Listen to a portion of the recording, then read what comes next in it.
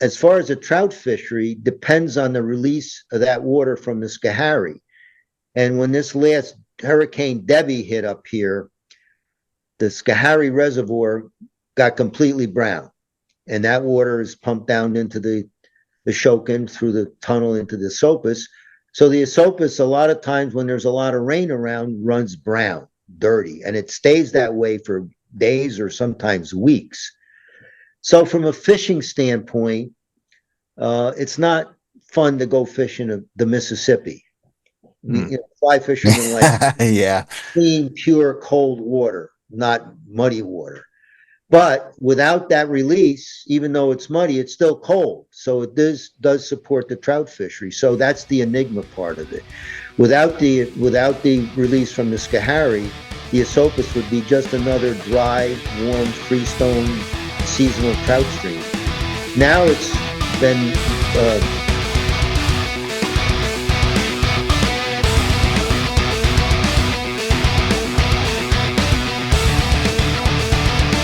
the bushwhacks were some of the worst days I've ever had in the mountains, or life, really. Whereas Panther Mountain is totally opposite. It's a mountain on top of a crater. I think the weather challenges on this incident were particularly difficult. It was really the development of New York State. Catskills were responsible.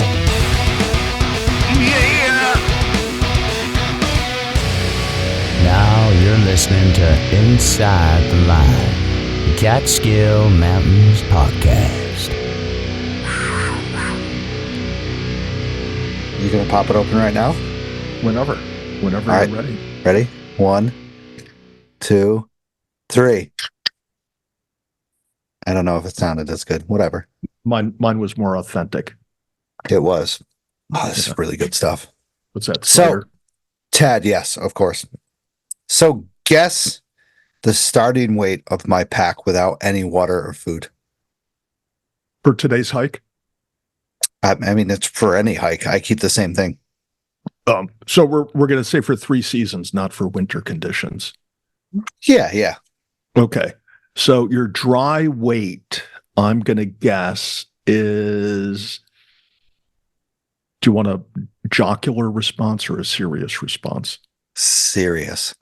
22.8 pounds. Oh, wow. That's a little excessive. I mean, for me, damn. I mean, I guess yours is probably around 8. I have no idea. I'm not weight conscious when it comes to my pack, especially for day hikes. I think people place too much emphasis on it. My attitude is whether it's 10 pounds, 20 pounds, or 30 pounds, is it really that much weight to carry around for a day? Yeah, correct. So mine's 14 pounds. I felt that it was a little bit heavy. Mm-hmm. And, I was just like, I will check it out. And, Tad's going to pick it up. What do you... Hold on. What does it feel like? You said yours is how much again? 14. 14. Mine's 14.385. You don't even have a med kit in there. I got a full-on med kit, search and rescue style. Yeah, but you have to see the size of the camera I carry. Who cares about the med kit? It's all about the photos you take. My Pixel takes better photos than whatever you have. So, come on. That's so hurtful. It is. That's like going low. We're early into the show and you have set a new standard for how low you can go. I don't know. It takes great pictures, I gotta admit. But yeah, I was very curious of people's starting weight, because I know a lot of my friends, of course, are search and rescue type, and they carry a lot of stuff. So I'm curious. Yeah, well, so you kind of have to live by that code. If you're out hiking and you're part of SAR, shame on you if you're caught without more of a full-fledged med kit than myself. Mine's pretty bare bones. But the whole thing is when you, especially for winter hiking, I put stuff in my pack for winter hiking that I've never ever used, ever, period. But just in that rare event, if it ever happens, I like to think that I'm prepared. Maybe I would be, maybe I won't be. I don't know. But it's just, I carry a certain minimum in the winter that's not in the pack the rest of the year. Right. Yeah. And I do the same. I've learned I wouldn't say from the past, from previous experiences, because I haven't had any crazy bad previous experiences, but I've learned from the internet and from, just hearing stories and stuff that I do not want to be caught in that situation where I'd have to find out, a place to make a snow igloo or something like that to save myself. Yeah. Well, so then the question becomes not going out on a day like that. Yeah. Right. Right. This is all recreational day hiking, and you should definitely the night before, in the morning of your hike, double and triple check the prevailing weather conditions, what's forecast. I like to look on color radar to see what storms, if any, are out there and how they're moving, because I don't know what percentage of situations arise that are weather related versus a pure accident. But if you can eliminate or minimize the weather related incidents, you've gone a long way to promoting your safety. Yeah. And the mountains will be there another freaking day. That's the whole thing that I think is that, if it's going to be a bad experience, if you feel like, there's 100% chance of rain, that's rain all day. It could be a great experience, in the summer times when it's a warmer weather and you can kind of feel that rain. But, when you're sitting at that spring temperatures, the winter fall temperatures, when it's rain, and then as you get higher up, it could be sleet and snow. That gets to be the kind of uncomfortable time of when you're just like, damn, I really regret planning this, but I got to get the summit. I just got to do it, Yeah, well, it's need versus desire. And days like that, it's more desire than really needing to get there.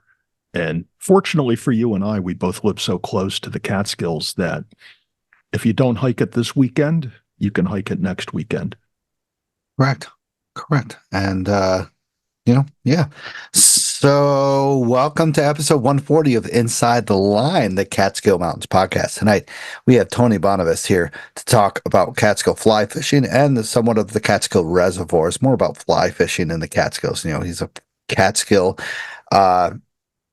man who's been fly fishing since the 1950s. And, we can't wait to hear about that. And, are you doing what are you doing with your classes, man? Oh, I'm cleaning off the lenses. I'm sorry. Okay, it looked like you were looking at that spider. Yeah, now I'm getting some glare from the screen, and with you in the background, it kind of freaks me out. So I'm just saying, I'm gonna have to minimize your image before I move on. So, Appreciate it. I appreciate it. As we're talking right now, fall foliage, we're not at peak, but we're getting there. I'd say so. Yeah, I mean, if you don't hike this coming weekend or next weekend, I think you're missing out. I think this coming weekend, we're going to see some good colors. Obviously, I think the following weekend would be even better. But at the higher elevations, it's happening. Fall is up there. Yeah. And, I was out today up in the high peaks, and I will talk about that later. But, we're going to chat about our favorite short hikes, I would say, to get that fall foliage at kind of like a reasonable time where you have enough time to get that moment of New York State, the fantastic New England foliage that nobody else, I drive around and I gasp and I say, God damn, people don't know what awesomeness we have up here, what beautiful, stunning stuff we have up here. Oh yeah. I mean, you've spent more time hiking in the Southwest than I have.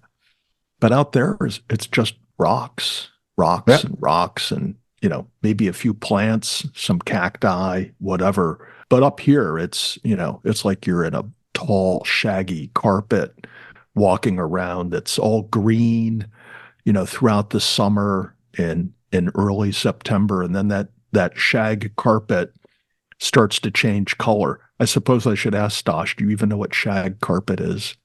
I do. Do you? All right. You don't have to admit that if you don't want to, but yeah, I mean, I was it's in just, the 80s and 90s, man. I know what those orange and green carpets yeah. were, man. Yeah. Well, Shag had a short run in the 70s. So it's, Okay. and I don't think it'll ever come back to style. But that's what it's like being up there. I mean, I was up this past weekend. It's just gorgeous. So you want Yeah. to talk about some quickies that you can do in the Catskills if you just want to get out for a few hours in the woods? Yeah, dude. So one of my favorite areas, I know it's a little bit packed towards these times, but it's still definitely worth it. Acro Point, Burnt Knob, over anywhere on there that overlooks the Blackheads. I mean, you can even do Wyndham High Peak. It's a little bit longer, but it just gives you that awesome view of the Blackheads, the foliage going up to the peaks of the area of what is this called the Blackheads because they have the balsam forest up top. Yeah, I'd have to agree with that. And sometimes the misconception is that the best view is from the higher mountain looking down, when Arca and Burnt Knob tell us that the better view is from the lower elevation looking up. Yeah. And it's definitely, still Acro and Burnt Knob pack a punch. They do. It's like 900 feet a gain in 1.2 miles. It still packs a punch. I remember taking Jessica up to Burnt Knob for a sunset hike, and she wasn't happy with me because she thought it was 1.2 miles in like 300 feet a gain, and it was not. So, but she was still blown away. You don't get the sunset, but you get that sunset projection onto the Blackheads and to Acro Point, because Burnt Knob, the summit is blocking, of course, the sun, but it gets going into the valley, up into the valley, and it's just absolutely stunning. And I mean, short hikes, the escarpment, anywhere on the escarpment, Sunset Ledge, Newman's Ledge, stuff like that, you can overlook the Hudson, you can overlook part of the valley going up to Catskill High Peak and such like that. And there's a bunch of others. Like, I mean, if we go a little bit further, like Pecoy Notch going into the Indian Head and Twin, that offers a fantastic view of just the valley of Hudson Valley and then going into the Burroughs Range. And then, of course, you can do anything else with the viewpoint. Like one of my favorites is not a lot of people like this because it's so popular, but Slide Mountain. It feels like you are on top of the world and you can see so much. I don't know why Slide gets me every time. Yeah, I mean, it's hard to argue with a hike up Slide, whether you go up the Jeep Trail or the Curtis Ormsby. Either way, it's fun any season, and surely in the fall, it's a good hike. When you talk about a short hike in the fall, a Ashokan High Point comes to mind for me. What? It's short? Where are you approaching this from? Well, I think of Ashokan High Point as a hike you can take somebody on that you don't know what their ability is, and you can just hike as far as you want to and turn around. True. If they're not into the whole lollipop loop. So just getting up to where the beaver dams are is a good hike, or sometimes just crossing that bridge and going up the little stream, going down there and exploring. What is the stream that is? Isn't it the Canopy Brook? Yes, the Canopy Brook. What an awesome spot. You're right. Yeah. Fall foliage right up there is pristine area because it's a bit wider trail. Yeah, it's actually an old like ox road or through road that goes through to the other side towards Wagon Wheel. Yeah. And then they're trying to make it they brought land on the other side of Ashokan High Point, correct? Well, I think let's not talk about that. We don't want to talk about that. Yeah, it's not open to public access, and maybe it will never be. We're telling lies, but I agree. Ashokan High Point offers some phenomenal views, and they recently cut the top of that, like to the viewpoint going. Yeah. I haven't been up there outside of the winter months, but every time I've been up there in the winter, it's just a great hike. So we'll have to go there. Let's okay. Maybe we'll think about this Yeah, Sunday. Yeah. Also, I put on my list anything on the Dry Brook Ridge, the Huckleberry Loop, Catskill Cove. Ooh, Yeah, there's just a lot of hiking opportunities along all of that. there's not just hiking opportunities. There's driving opportunities that you can get to all this stuff. Yeah. And you are very familiar, of course, with that lower area of the Clove and stuff like that. You get to go along 23A that has I know there's that one viewpoint right before, I think it's like a gas station that has two trees, and it has like a pathway, and then it opens up into Catskill High Peak and north-south Lake Mountain and stuff like that. I'm trying to think of the gas station that it is, but I think it's on 23A. Yeah. And it's private property, and every human being stops there to take a picture of the Catskills from that area. Oh, yeah. I know where you're talking of. It's right across. Oh, it's not 23, road. 9W. Yeah. Well, this isn't on 9W. It's on 32. Right. Heading north towards Platte Cove, Platte Cove. And as you're heading north, on the right-hand side of the road, there's a hoarder's house. With stuff all around the house. I think all that stuff now is like the structural support itself for the house, because the house is in bad shape. And then on the opposite side of the road is an epic view of the Catskills, the escarpment. You really get the full flavor of the Catskills from base elevation. Yeah. And, you go along that 9W up to, is that 23, Route 23 going up to Wyndham and stuff like that? Yeah, you keep saying 9W. I'm that's more along the Hudson for 9W. Really? Yeah. Oh, in my mind. 32, you're right, 32. Oh my God. I'm an idiot. Yeah, I haven't been around there in a while, so it's been a long time. So yes, you're right. 32 goes all the way up into 23, and then you can get up along 23 and go up to Wyndham and have those phenomenal views. And you get those occasional times of when you can just get that glimpse. You go through Durham and the Irish mountains of the Catskills. And I guess together with talking about these epic fall drives in the Catskills, one of the things that gets me stoked up to go hiking in the Catskills is just the drive over, because I'm fortunate enough to be able to enter the Catskills by going through any one of these scenic corridors that just kind of set the stage or the vibe for the day for me. Yeah. I hate to say this, I hate to swear, but anytime I go through there, I'm like, fuck yes. Yeah. I'm like today, when I drove down to Sugarloaf, you're looking at those ridges going up Rusk, and they are all different colors, and you're like, damn, this is fantastic. This is beautiful. Even, seeing parts of Hunter Mountain, even with the ski resort, you still see the ridges, and you're just like, wow, what an awesome sight.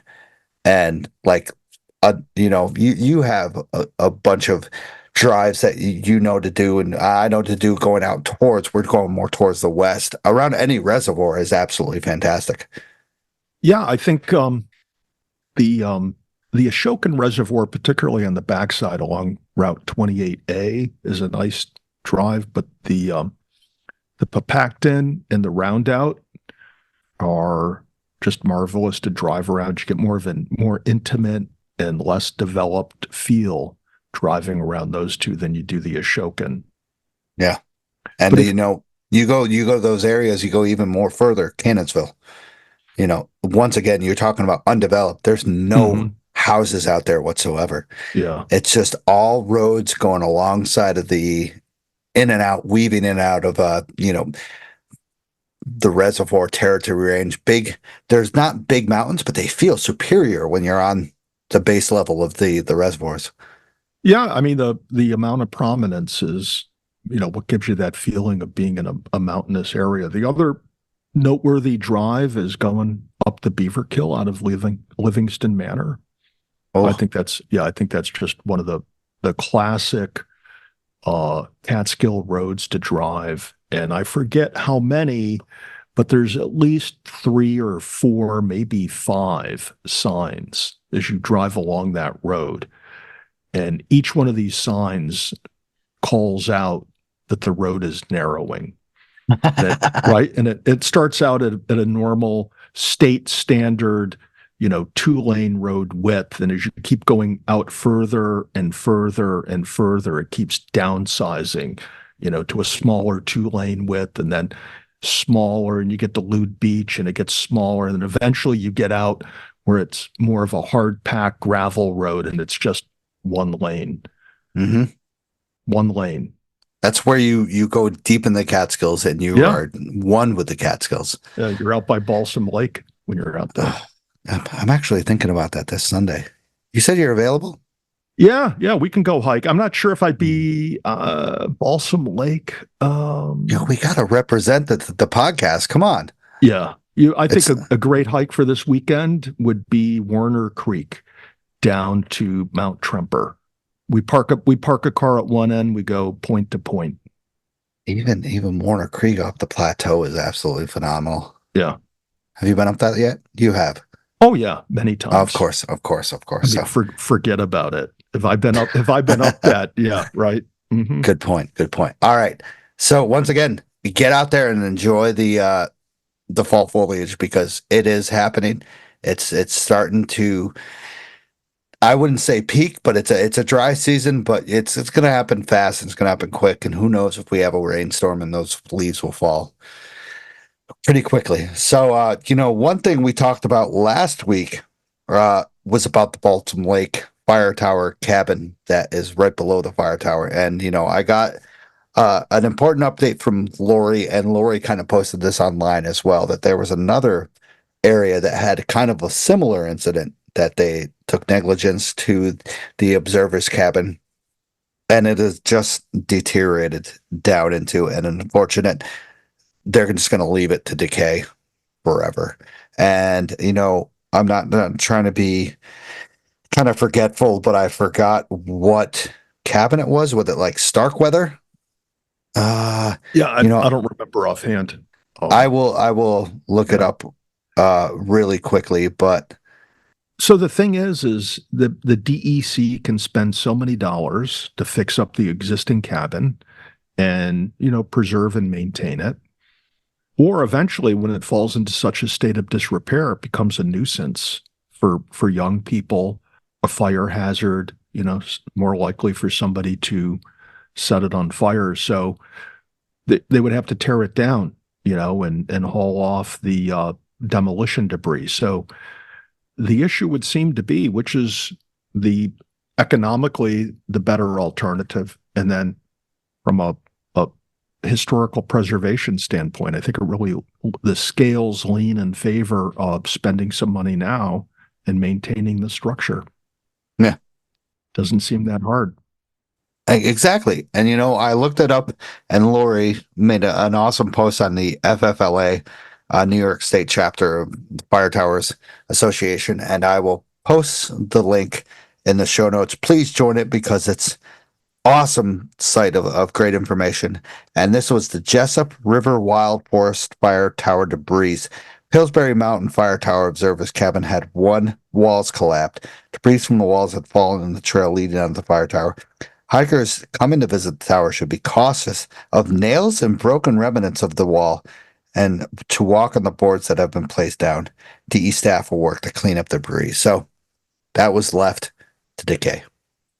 It's sad. It's sad because this is historical area. This is an area once people went up to the tower and were up there, I don't know how many hours per day just observing for fires and saving our forest.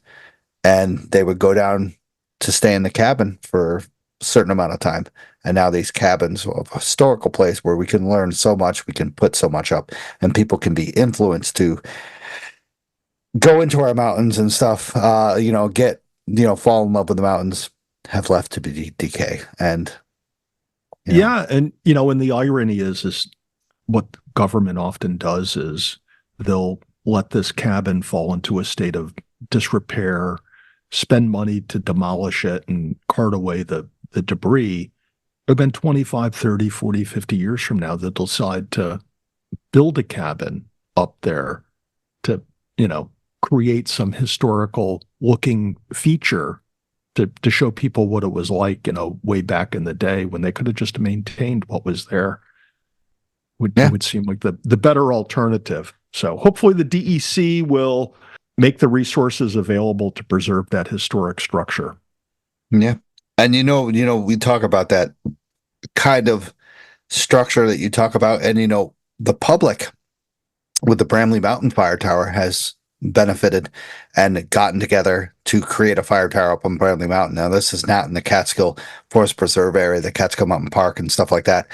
But, what can we do as a local community to get this, to legislature and stuff like that, to people to view, to get this going? And Lori, Tad was the one that brought this up, and I don't know if Lori heard the podcast and she was like, God damn, that's a great idea, let's get it going. And she made up a report or a little letter that we can send to our local legislatures to get this going. Who knows what it can do? It's a little thing that you can copy and paste, send, mail, via email, whatever. It could make an impact, it could not, but it's a simple 1, 2, 3 thing that you can do. Yeah. So make the link available and let's talk it up so we can get some people to send this in. Yeah. It's sad. The community can do a lot, but unfortunately the DEC can make new gondolas for a ski resort up in Bel Air or in Gore Mountain, but they can't put a bridge over a slide or never sink going over the slide. That's right. You are so triggered about that. Right. Yeah. But you want to hear something crazy? I understand that the city of Kingston just received a grant to hire a full-time forester for a city, a forester. Okay. I mean, there's just something that just doesn't fit there. Right. So there's money available to hire a full-time forester for the city of Kingston. I'm not sure why, but yes, they're getting money for that, and that's presumably a good thing. But why is it they can't make a few $1,000s available to fix an existing cabin on Balsam Lake Mountain? Yeah. Right? It's, once again. And every year, and I'm not shaming the forester, but every year you need to pay the salary of the forester, right? So it's a reoccurring expense. Whereas you go in, you fix this cabin, it's going to be good. If you do it right, it's going to be good for what, 10, 15, 20 years?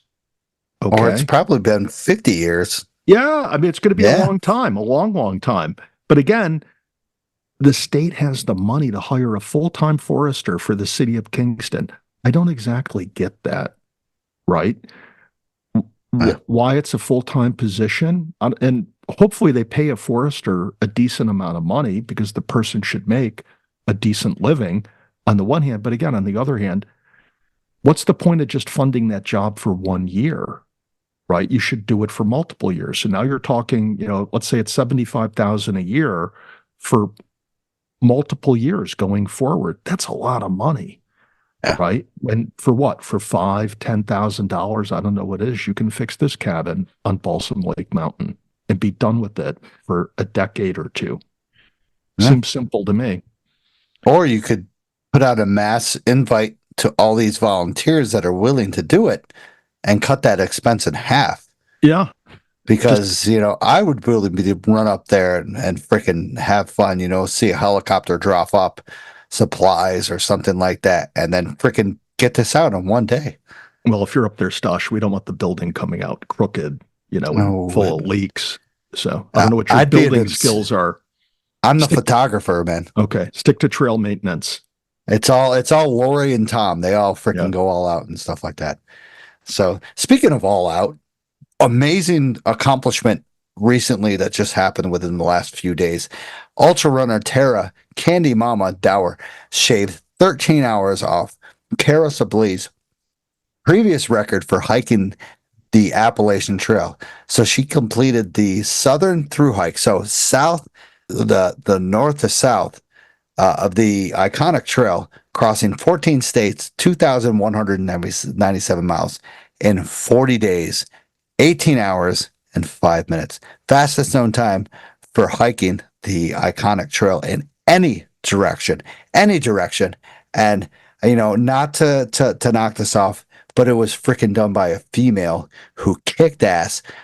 I am just like, I'm so excited about this. Like, south to north, north to south was just absolutely phenomenal, and she destroyed it. The people say 13 hours is not a lot, but that is a lot of freaking time hiking. Well, it's a lot of miles, right? Yeah. To do in 40 days. I mean, that's. Pat, do you know how long it takes for a normal person to hike the Appalachian Trail? Take a guess. It's 3 months. 5 months. Really? 5 months is the usual time. 5 to 6 months if you're going casually. Yeah. So she averaged like 55 miles a day. Jesus Christ. Right. Like, I am blown away. Yeah. So she's averaging 55 miles a day, which is insane. But what I want to know, and maybe you can find this out for us, where's the name Candy Mama come from? Okay. I mean, is she like operating at such a high intensity that that's all she does is eat candy? Right. While she's, doing 55 miles a day. So if she is doing 55 miles a day and the only way to maintain her fueling for that is just to eat nonstop candy, what's the next thing I want to know? Right. I want to know how much money she spends on dental bills. Well, you got to have bad teeth if you eat all that candy. True, but also, I'm wondering about like pooping and peeing. Like, is it like the next, like, oh shit, I can't take a shit for another 6 miles. I got to run until 6 miles. No, I just think you go when you have to go. I don't think that's the big deal. I mean, but obviously, if you're trying to make time, you don't want to be constipated. Okay. True. So I'm sure, that's part of getting the business done is getting your business done, but that's 40 days, 50 some miles a day. I can't even comprehend. Right? Like just to fly along to do that many miles per day is just that. How do your feet feel? How many times do you stub your toes during the day? How many times do you change your shoes? Yeah. Did she have like all of her toes are like black from like toe jam all day long? What is with that? Watching her finish, of course, this record was set in 2018, so it hasn't been like beaten for 6 years. So that's pretty crazy. I got to admit, there are always people going after fastest known times. We've seen it in the Catskills, with Steven and Josh, like they gone back and forth. It's insane to have both of them on the podcast. I am ecstatic that they've been on here, but to see this happen, like, just is absolutely insane. And seeing, pictures of the times of when she like stopped and got like aid, she looks miserable. Yeah, well, deservedly so. 50 some miles a day. I wonder what her pack weight was. Right. And today, like today we did, me and my friend did Sugarloaf, and I was going at his pace, and it took us a considerable amount of time to do 7 hours. He's not in the greatest shape at all, my buddy John, but we did it at his pace. We enjoyed it. It was phenomenal. But like to do 55 fucking miles in a day, good Lord. Day after day for 40 days, Right? 40 freaking days. Yeah. It'd be interesting to know if she took any 0 days or light days to just do that day in, day out for that long. I can't even comprehend that experience. Yeah. So kudos to her. Just, of course, what her resume is just absolutely insane. 4 ultra marathon victories in 2021, plus a course record of the Devil Dog 100 miler in 2022. I don't know what that is, but it's just, she set a new record for the 300 mile Benton McKay Trail, often seen as a miniature Appalachian Trail. And then that year, she also shattered a long-standing women's benchmark of the 567-mile Colorado Trail. That was her kind of like inspiration to go into the Appalachian Trail and do this. Sure. So God damn. Isn't that like so? Kudos to her. You got to wonder what's next on her list. Exactly. Like what are you 55 miles per day? And it was like 10,000 feet per day, like of gain. I forgot the total stats, but that's a brute force to do that. Kudos to her.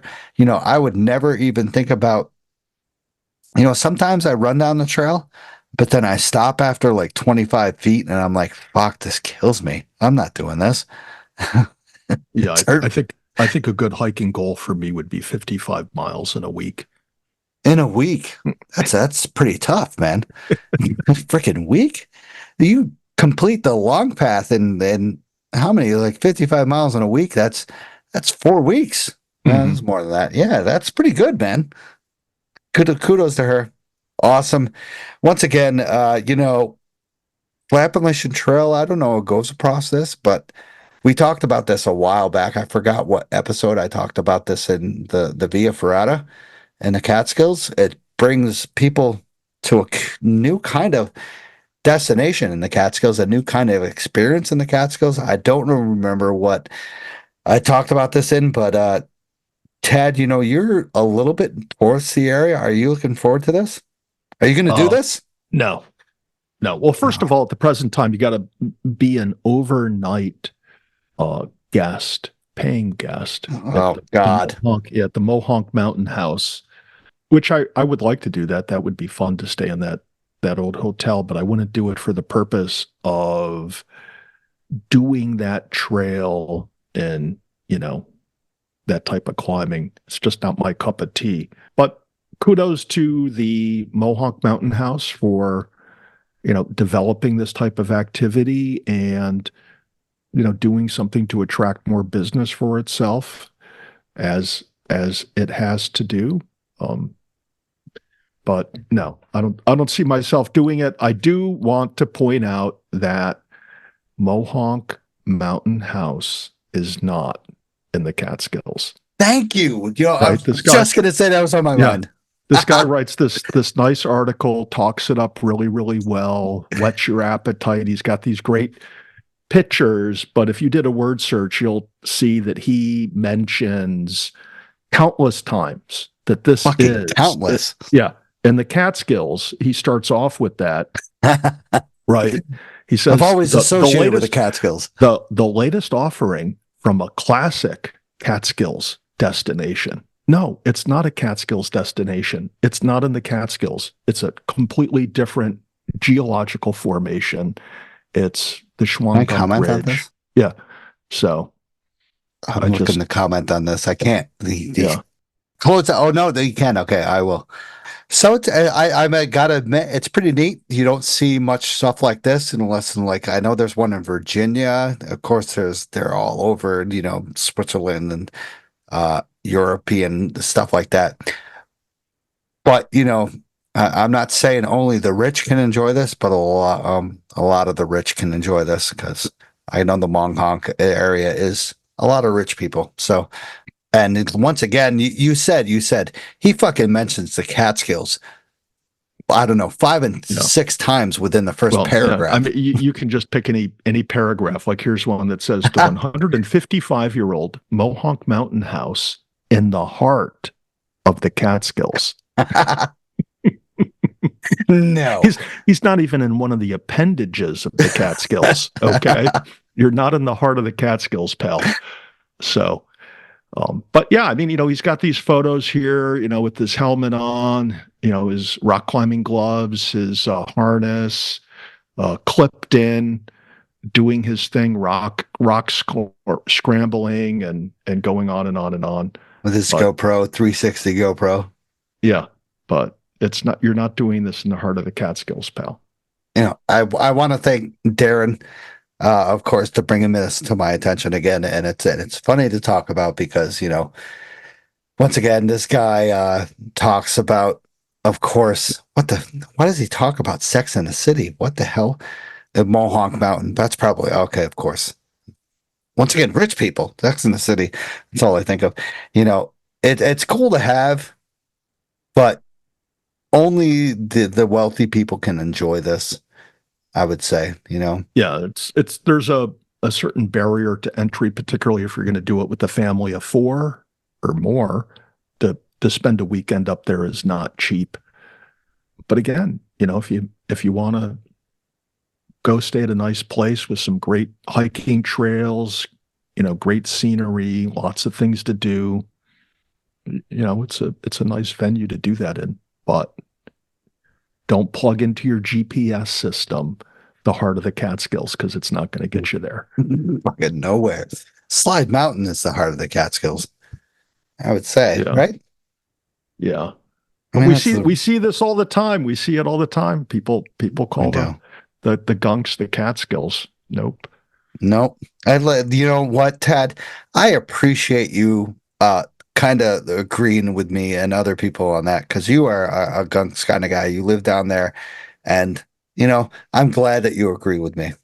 Yeah, well, it's just a fact. I mean, you can stand in either place and see the other, and you've got a big valley in between the two.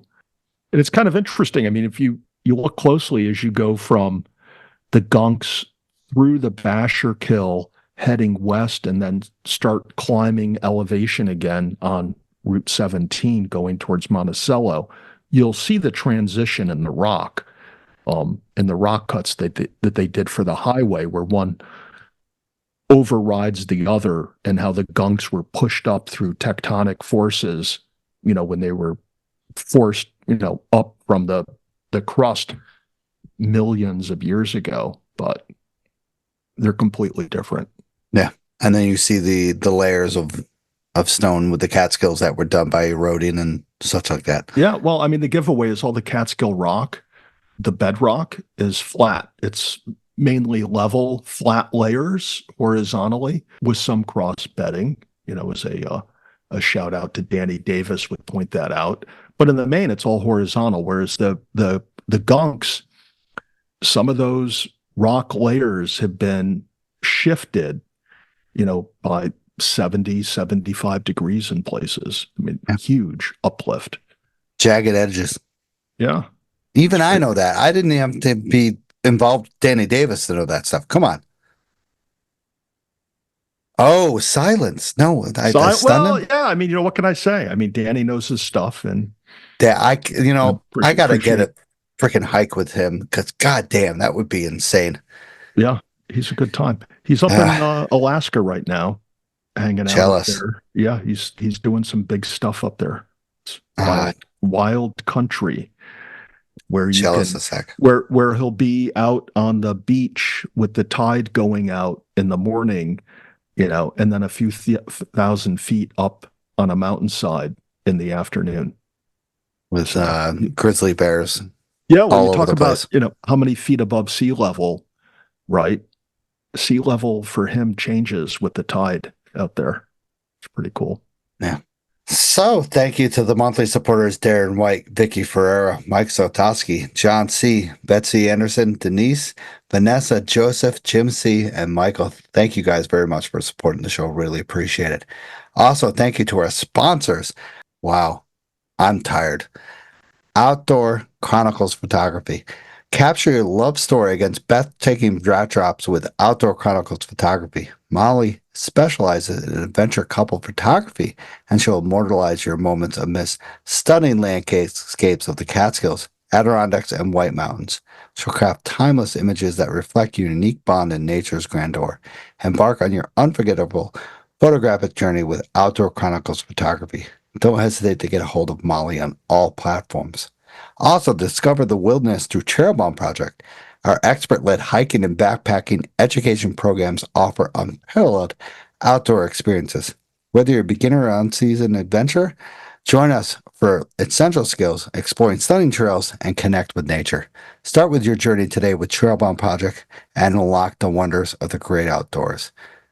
So, if you mention the podcast through your hikes or social media, we'll chat about it on the show. Also, if you want to support the show, buy us a coffee on buymeacoffee.com.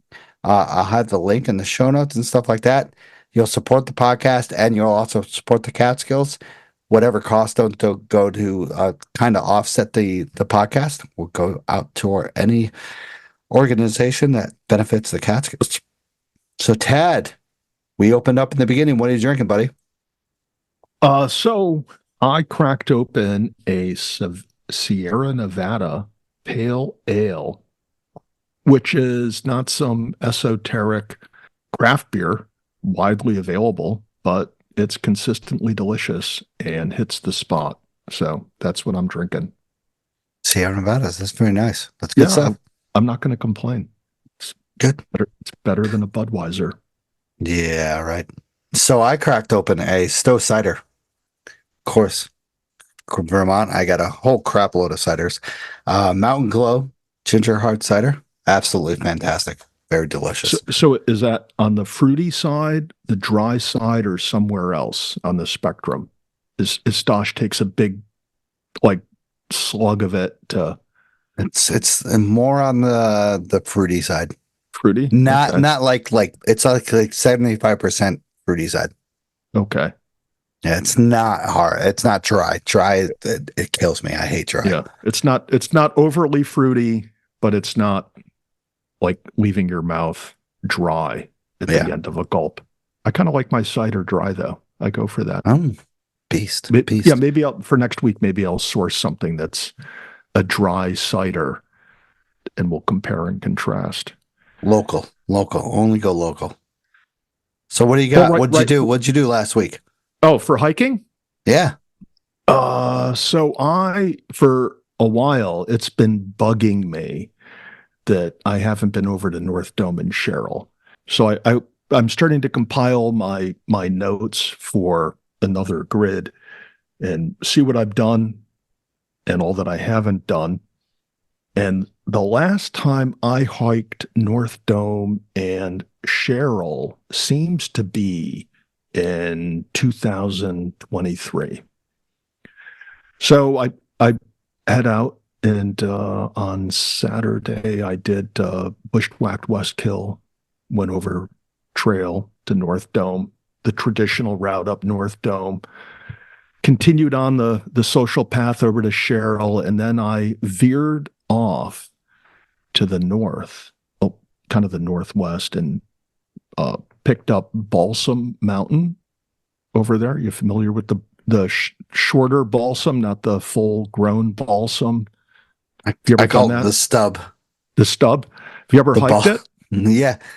Yeah. So it was, I'll say it was thick going. A lot of low cover under the canopy.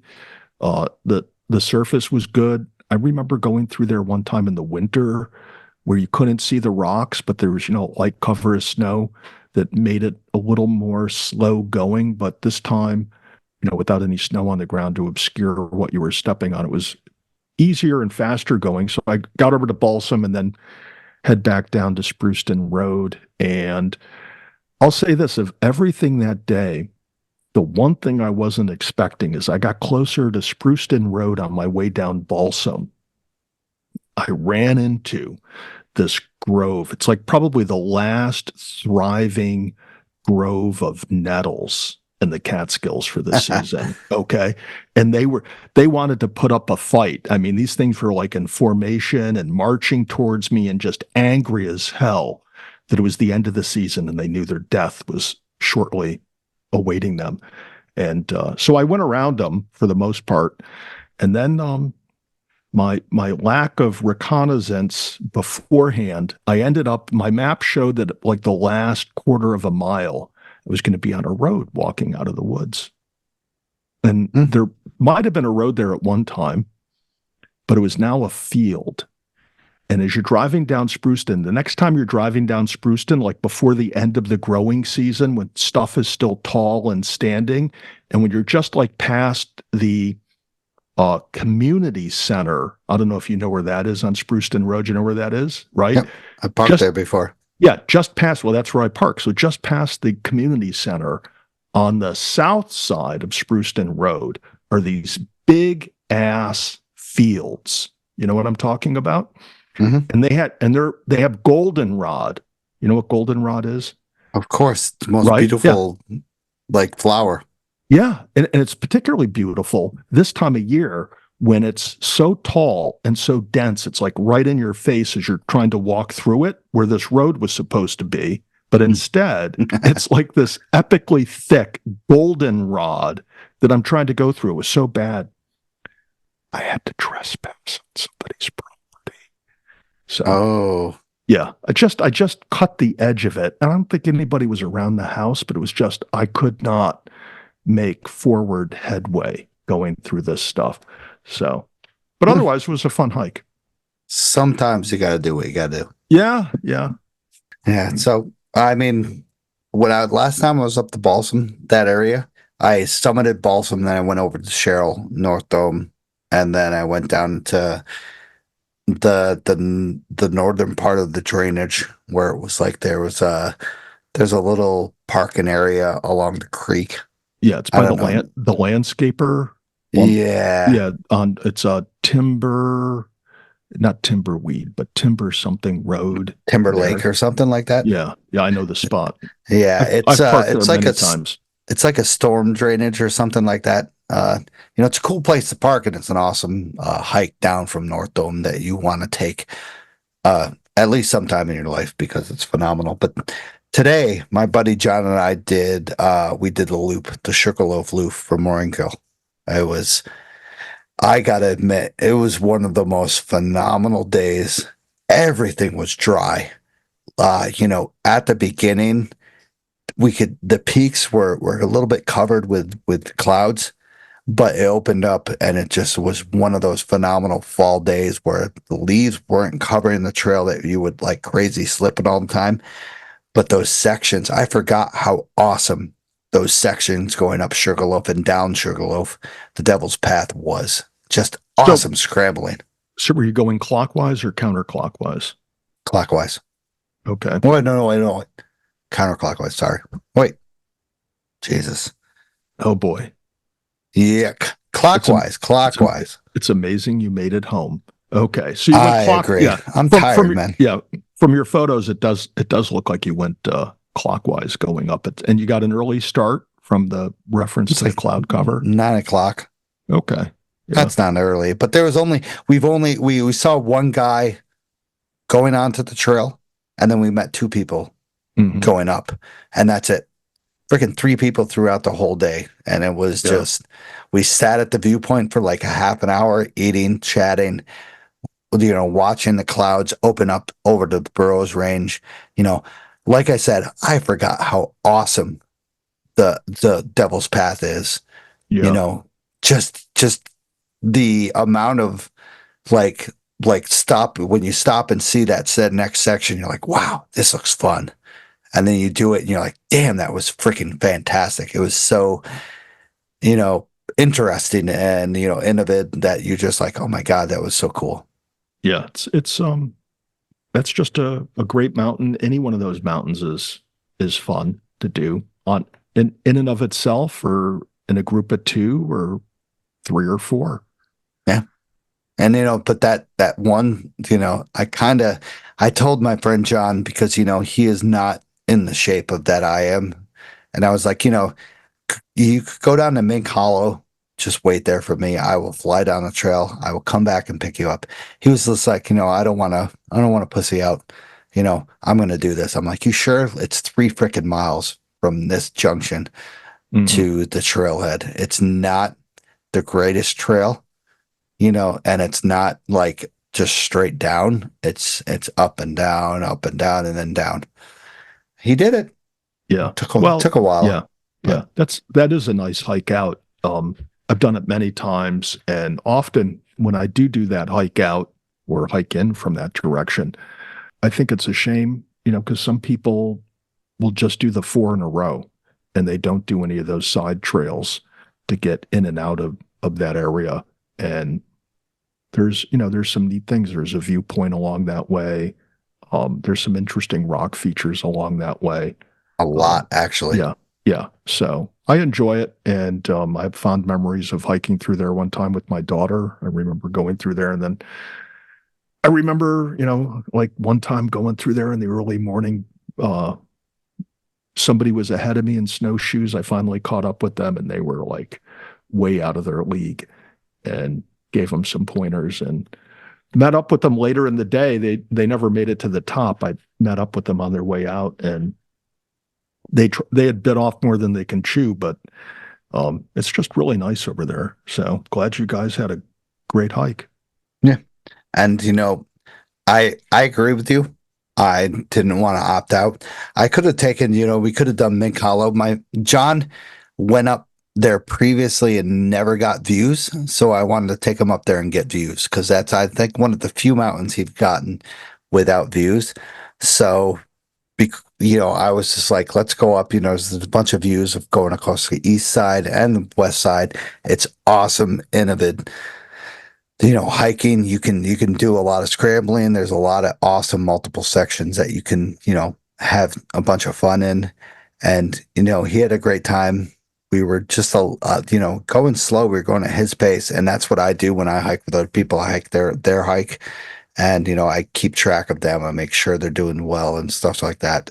But, some of the times he was just like looking back, he's like, wow, that section was fantastic. He's like, I don't remember that, because the last time he did it, it was pouring rain.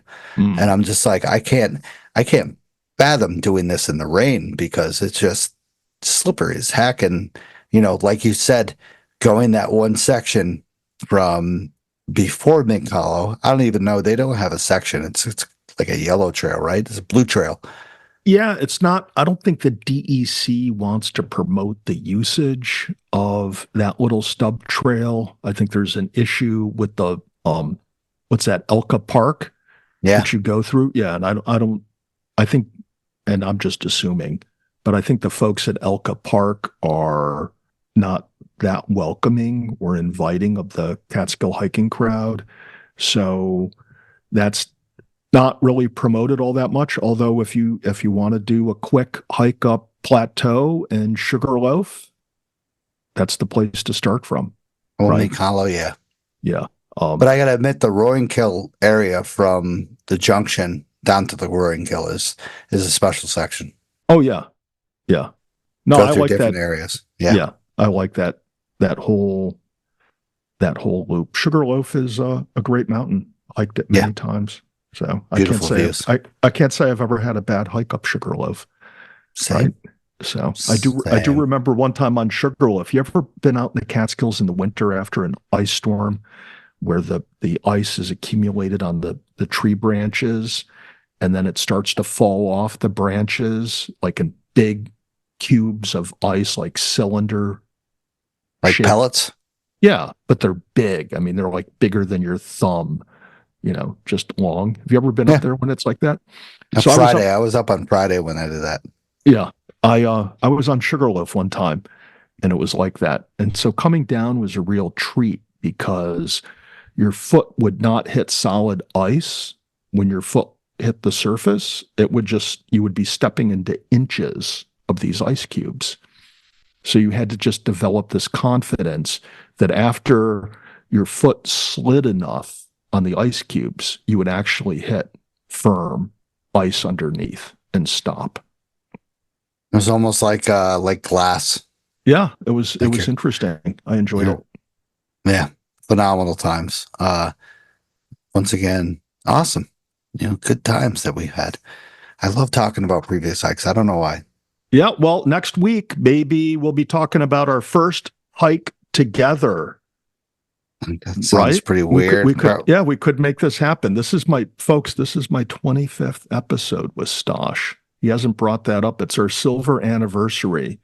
So maybe we'll go out this weekend and do a hike. I'm not going to call it a special hike, because that just sounds too corny. It's too Red Hill. Yeah. That's good enough. That's good enough for me. Yeah.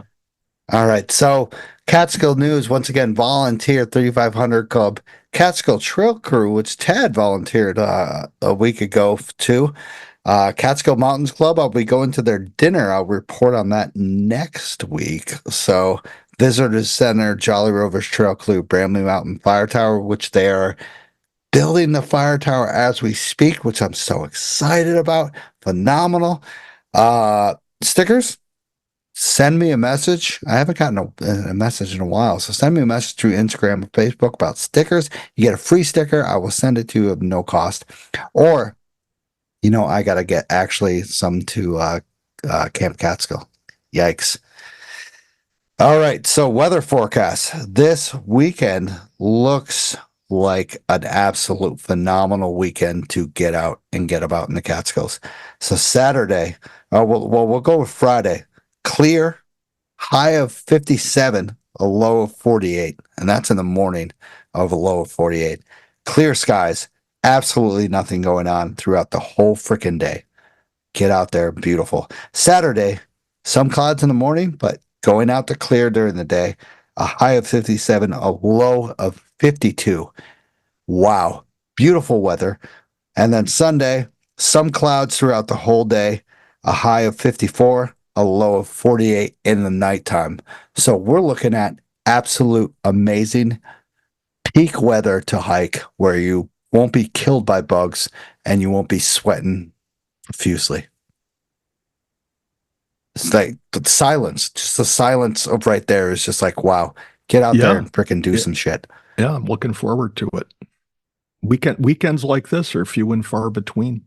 That's why we got to get to an amazing viewpoint. We got to pick an amazing viewpoint. So last set of sponsors, and then we'll get on to the guest of the night. So discover Camp Catskill in Tannersville, your ultimate hiking store. Find top quality gear, apparel, and accessories for all your outdoor adventures. Our expert staff is here to help every hiker from beginner to seasoned pros. We also carry a variety of unique Catskill souvenirs and gifts. Visit us online at campcatskill.co or in the store to gear up for your next journey. Adventure starts here at Camp Catskill. Also discover the beauty of the Catskills, Adirondacks, and Hudson Valley with scenic route guiding. Our expert guides ensure a safe, unforgettable hiking experience tailored to your skill level. From breathtaking vistas to hidden gems, or if you're peak bagging to just simple day hikes, we'll lead you to the best spots and back. Book your adventure today and explore nature's wonders with scenic route guiding. Check them out on all social media platforms. Also, if you mention the podcast, you can get 10% off. Use the code Mountain Lion. Also, embark on a transformative journey with Another Summit. Another Summit is dedicated to serving veterans and first responders with free outdoor activities. Activities like walks in nature, paddling, hiking, and even backpacking. Join us for our supportive community to rejuvenate in nature's embrace. Experience camaraderie, adventure, and healing at no cost. Take your next step with Another Summit and ascend to new heights of resilience and joy. Apply today on anothersummit.org. All right, so let's welcome to the guest of the night. Let's go. Tony Bonavist, Catskill Reservoir. We're going to do a deep dive with the Catskill Reservoirs.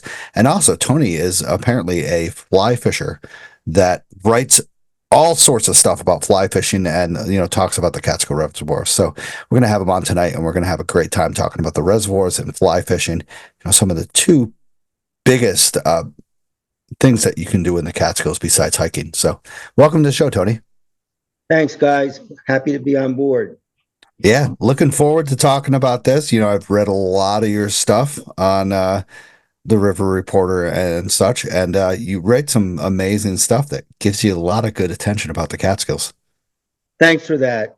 I'm a neophyte writer, to tell you the truth, but I enjoy doing it, and I think that I've written some stuff that's helped people both from a fly fishing and fishing standpoint, and also some of the other less known things that have gone on in the Catskill, like some of the water releases stuff on the reservoirs and some of the issues with aquatic insects. So there's a fairly broad paintbrush of stuff I've worked on.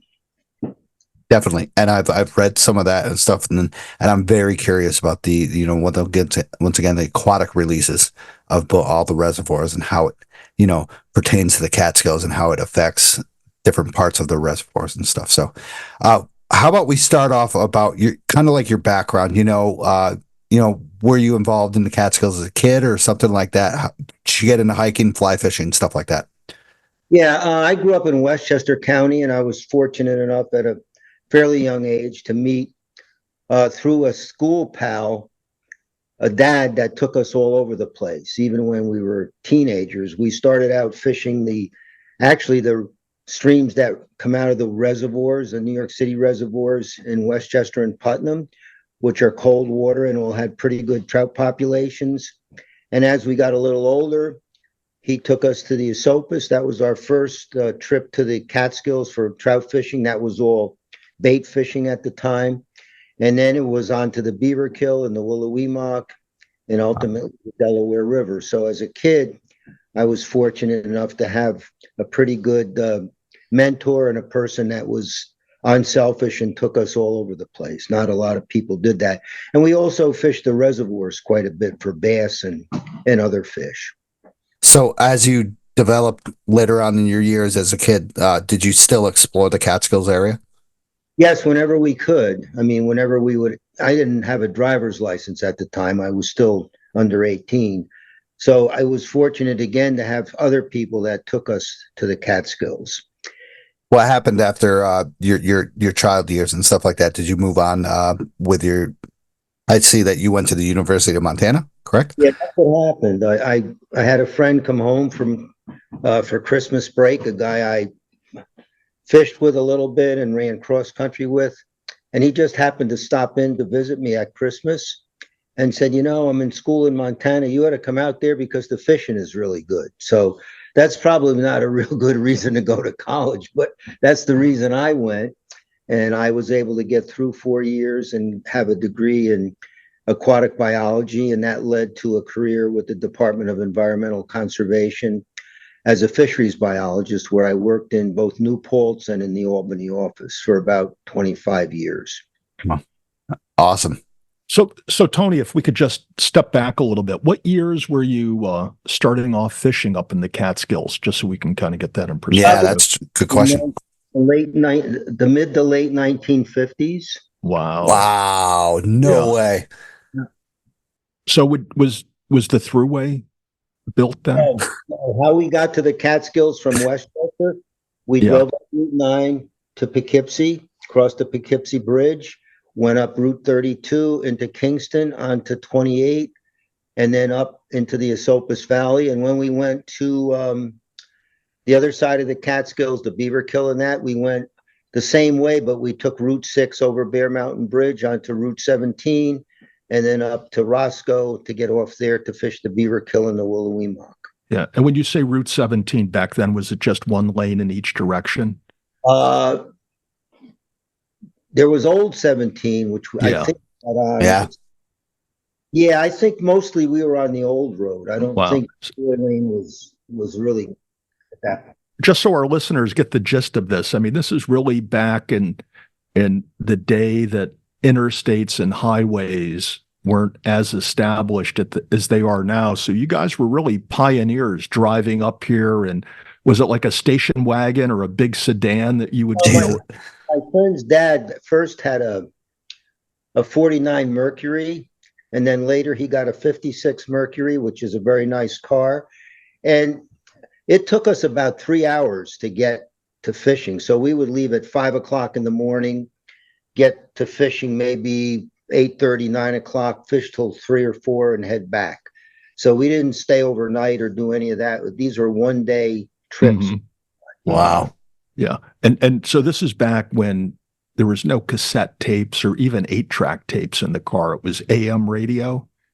Pretty much, yes. Well, that's very cool. And this was also during the prime of the Borscht Belt, correct?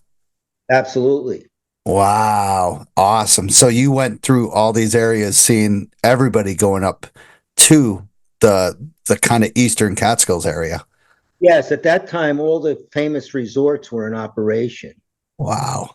As a young boy, did you ever spend a summer up in the Catskills working? No, I never did. When I was really young, I was probably 14. I went to the New York State Conservation Department's DeBruce Conservation Camp twice. Okay. Mm-hmm. They were week-long sessions, and those are the only two, I guess you could call them vacations that I ever actually had. You forced to go there? Was I forced? Yeah, by your parents. No. This was something I really wanted to do. It was sponsored by local sportsmen's groups. Mhm. Really excellent because we got an overview of a lot of different aspects of conservation at that time, from fishing and hunting to management of fisheries and management of deer herds and all of that stuff. It was really an exceptional experience. So we now get to the point where you're heading off to college in Montana. And what was the fishing like in Montana? Was it what it was cracked up to be by your pal? Absolutely. Yeah. Oh wow. At the time, Montana was not discovered like it was after A River Runs Through It came out, that starred Brad Pitt. Mhm. Once that movie hit, Montana changed. As far as population was concerned, people started moving in there from California and Washington State and even New York and buying large parcels and building huge homes. And real estate prices went through the roof. But that was I think that movie came out around 1993 or something like that. But when I was in Montana, Montana was still the Wild West. There was 400,000 people in the state. And nobody was fishing. I mean, comparatively speaking, as today, today there's guide boats and it's promoted all over the place. And it's difficult out there now because they've got not only too many fishermen, but they've also got some water temperature and flow issues because the snowpack has been not so good in the mountains in the last several years. So there's environmental issues and there's fisheries issues, and they're fighting an access law that they passed, which allows people to fish in any river in the state, provided they can get access through a public area like a bridge or a fisherman's parking lot. New York State, just as a side, amended OGC 9, which is New York State Office of General Service 9, which is a policy statement that they modified. And your guys are the first people to hear any, I guess, not press coverage, but any release of information about this from a public standpoint, because the state hasn't done it yet. But what they did is they said if a river is navigable, in fact, if people can get on that river, same thing, boat, a bridge or a fisherman parking lot, they have a right to wade and fish. And in New York State, in this region, there's only 3 rivers that qualify as navigable for this policy change. And that's the main stem Delaware and the 2 branches of the Delaware. So that was a major league change in the policy, and it provides a lot more access because a lot of these rivers are not accessible because the river may be accessible, but the land is private on both banks. So now we can get in the water and we can wade wherever we want to go on those 3 rivers. Oh. Do you find that like a benefit towards like fly fishing and then kind of towards the professional fly fishing? Well, it's a benefit to all fishermen because there was a whole big to-do about who owned the river bottom. We looked at a lot of deeds. Yeah. A lot of landowners' property deeds said they owned to the mean low water mark, and I never could figure out what that meant. But the landowners claimed they owned to the middle of the river. So what this change in policy with OGC 9 did is it took that all away. So regardless of who claims own to the bottom, people can still wade to fish and, wade around to do other things. You could always canoe on these rivers or float. There was no prohibition against that. But because people said they owned the bottom, that prevented a lot of people from fishing because they didn't want to get into conflicts with landowners. Well, that's good. I mean, at least people are following the rules. Somewhat, they're at least respectful. Let's just say that. Yeah, I don't think there's a lot of trouble with fishermen in general. As far as fly fishing is concerned, most fly fishers are pretty respectful of people's property and they don't want to get into hassles with landowners, especially when you're out there to enjoy a day in the Catskills, Correct.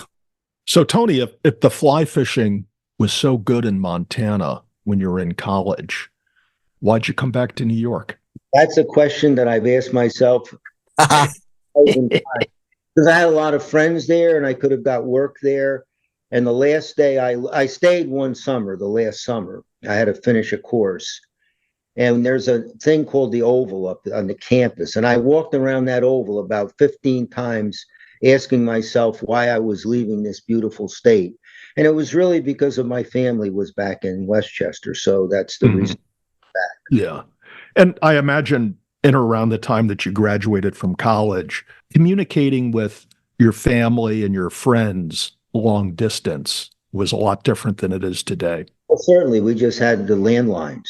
Yeah. And, back then, a long distance call for just a few minutes would rack up a bill pretty fast, wouldn't it? We didn't have a problem with that. I mean, No? I called home probably every week. Mhm. And of course, we wrote letters back and forth to a degree. I mean, not a lot, but certainly not like today with the internet and email and all the other things that are going on with social media and that kind of stuff. So, Tony, when you were fishing in the Catskills and you were fishing in Montana, were you say that these places were at its prime in fly fishing? I would say in Montana, it was at its prime. In New York State, it's been fairly stable for the last 50 years or so. And one of the reasons I'm saying that is because in 1976, several of us that worked in the DEC helped get some legislation passed, which caused New York City to release a lot more water from its Catskill reservoirs.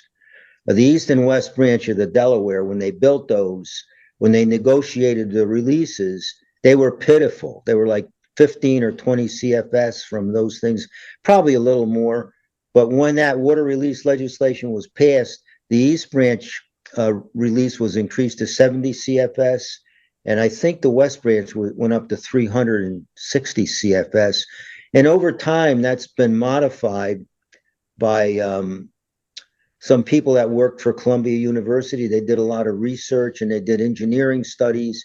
And now the summer release on the East branch is 140 CFS. And on the West branch, it's 500 CFS. And in Neversink, it's 100 CFS. And the Esopus, which is under another section of law, has got a minimum release at Colebrook, I think, of around 250 CFS. So that legislation provided a lot more cold water to these rivers, and it extended the trout fisheries downstream many miles. So those rivers now are all world-class trout fisheries. They're as good as any rivers in the United States. And Tony, I infer that CFS refers to cubic feet per second. Correct. And I guess the problem that folks have in Montana these days is they don't have a large metropolitan area like New York City that needs these massive reservoirs to impound water. So they're just relying on the free flow of water out there. Well, that's true, except there's a couple of different situations where there is bottom release. One is on the Bighorn River. That comes from a very large lake over in eastern Montana. And then the Missouri River, the lower Missouri is another one that has cold water influence coming from another very large. They're not reservoirs for drinking. There probably are hydro projects on those, I'm guessing. Okay. But those are they're tailwaters. Tailwaters meaning they're waters below dams where cold water influences the fishery. And both of those are extremely good trout fisheries on a year-round basis. They're not in trouble with low flows and warm water temperatures. Like when I say freestone rivers, I mean rivers that depend on rainfall and runoff for their flows. So, Tony, what does CFS have to do with cubic flow? It has to do with like trout fishing and stuff like that. Cubic feet per second means the amount of water that moves in a stream over a period of time. And every river, the more CFS that we have up to a point is beneficial. For example, the Beaverkill, which is a famous trout fishing river in the Catskills, it's called Mecca by a lot of fly fishermen. That flow up there now is under 100 CFS, and the temperatures go up into the 80-degree mark in the summertime. Those temperatures are lethal to trout, so trout have to find places to hide or to survive at brook mouths and spring holes.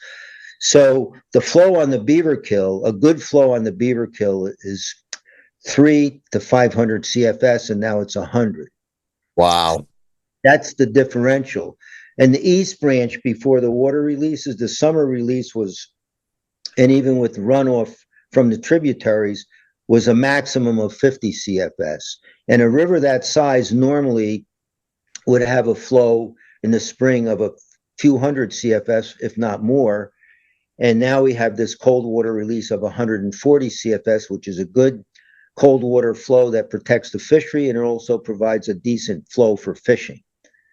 So cubic feet per second is an important measurement about the amount of water in a river.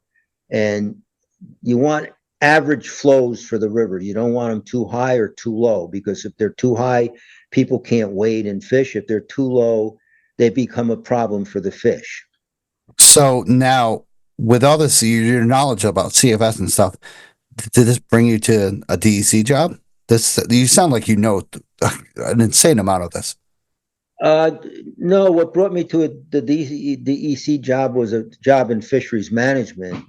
And that's when I started to learn about all these different things, because we did biological surveys on lakes and rivers all over the 7-county region that we managed in New York State. And they were Westchester, Putnam, Dutchess, Ulster, Sullivan, and Orange County, those 7 counties. Which all have to do basically with the reservoir system flowing down into New York City. All of that. We surveyed the reservoirs and the rivers. So 26 years with a fisheries biologist, correct? Yeah, I was a field biologist for several years, and then I was a regional supervisor of fish and wildlife in New Paltz for 3 years. And then I got transferred up to the Albany office, where I ran the federal aid project. That's a project where the states got money through a program called Dingell-Johnson. That funding came from the sales tax on fishing tackle and motorboat fuels, and the money was apportioned back to the states to manage different fishery resources. Nice. And is that where you ended your career with the DEC? Yeah, Albany, yes. Okay. And I suppose one of the big things that the DEC is involved in the Catskills and trout fishing is stocking these streams and rivers with trout. Is that correct? Well, they are in certain rivers. What happened a few years ago, they changed a lot of the policies with regard to different rivers, and they based the stocking policies on the quality of the rivers. For example, the East Branch of the Delaware, because it has a good naturally reproduction population of brown trout, is now it's called a wild premier river. So there's no more stocking in that river. Other rivers are evaluated to decide whether they should be stocked or not. And a lot of that has to do with water temperature, flow, and the quality of the environment, and whether there's natural reproduction. So yes, stocking is still a big part of it, especially in streams that are like seasonal, where you can stock in the spring when the water temperature is cool and the flow is good enough. But by the summertime, maybe they get low and warm. By then, most of the fish either move or are caught. But a lot of stocking goes on in these reservoirs also. Papacton, Roundout, Neversink, and Ashokan all receive plants of brown trout every year. And there is natural reproduction in those lakes too, because there's a fall run of brown trout into the tributary streams where they spawn, and the babies return as fingerlings to the reservoirs in about a year. Mm-hmm. So can you give us a guesstimate, or maybe you know the exact number, of fish, trout, that the DEC on an annual basis stocks the rivers and streams in the Catskills with?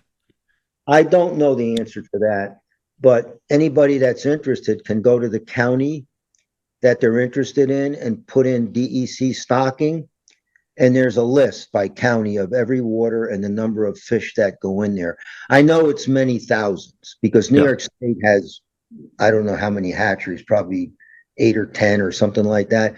In the when I was working in federal aid, we built a big salmon hatchery up at Altamar, which is way up near Rome, New York. And that hatchery gets salmon from the Great Lakes that have been stocked, and they take eggs and they raise them, and they hatch them, and then they release the salmon back into the Lake Ontario primarily. So there is that program. And then our hatcheries here, there's one in Catskill, it's called the Bruce Hatchery. That pretty much raises brown trout. And other ones raise rainbow trout, and some raise brook trout. But most of the hatcheries, or most of the hatchery fish that go into the Catskill system, are brown trout. Mm-hmm. So I actually pulled those lists today.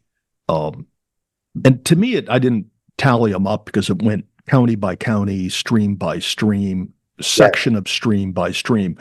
And to me, it seemed, when you say tens of thousands, I mean, it could be more than 100,000 fish in the Catskills. Am I wrong about that? Oh, not wrong about that. Yeah. And so I looked over the list, and I saw that they stock with brown trout, a few rainbow, but no brook trout. Why is it that they don't stock with brook trout? Well, brook trout, that's a funny question. I'm not 100% sure why they stop. One of the reasons is that most of the hatcheries are geared toward brown trout production. Brook trout, for the eastern part of this area, Westchester and Putnam and Dutchess County, they were stocked from a hatchery down in Cold Spring Harbor, Long Island. And they raised brook trout down there, and they stocked those streams in those three counties with brook trout early in the year. And then the second stocking would be brown trout. But one of the things we found out is that on some of these rivers, like in Putnam County on the east branch of the Croton, people would go fishing on opening day and they wouldn't catch any brook trout. And we found out that the fish were actually dropping out of the river into the lake. They weren't sticking around, so people weren't catching them. So they stopped stocking brook trout down here because that hatchery was turned over to the town of Cold Spring Harbor, and it's now run privately. It's no longer a state facility. Okay. No. But is there any difference if I'm out fishing, fly fishing? Is there any difference in how I would go about catching a native fish versus one that was stocked in the stream? No.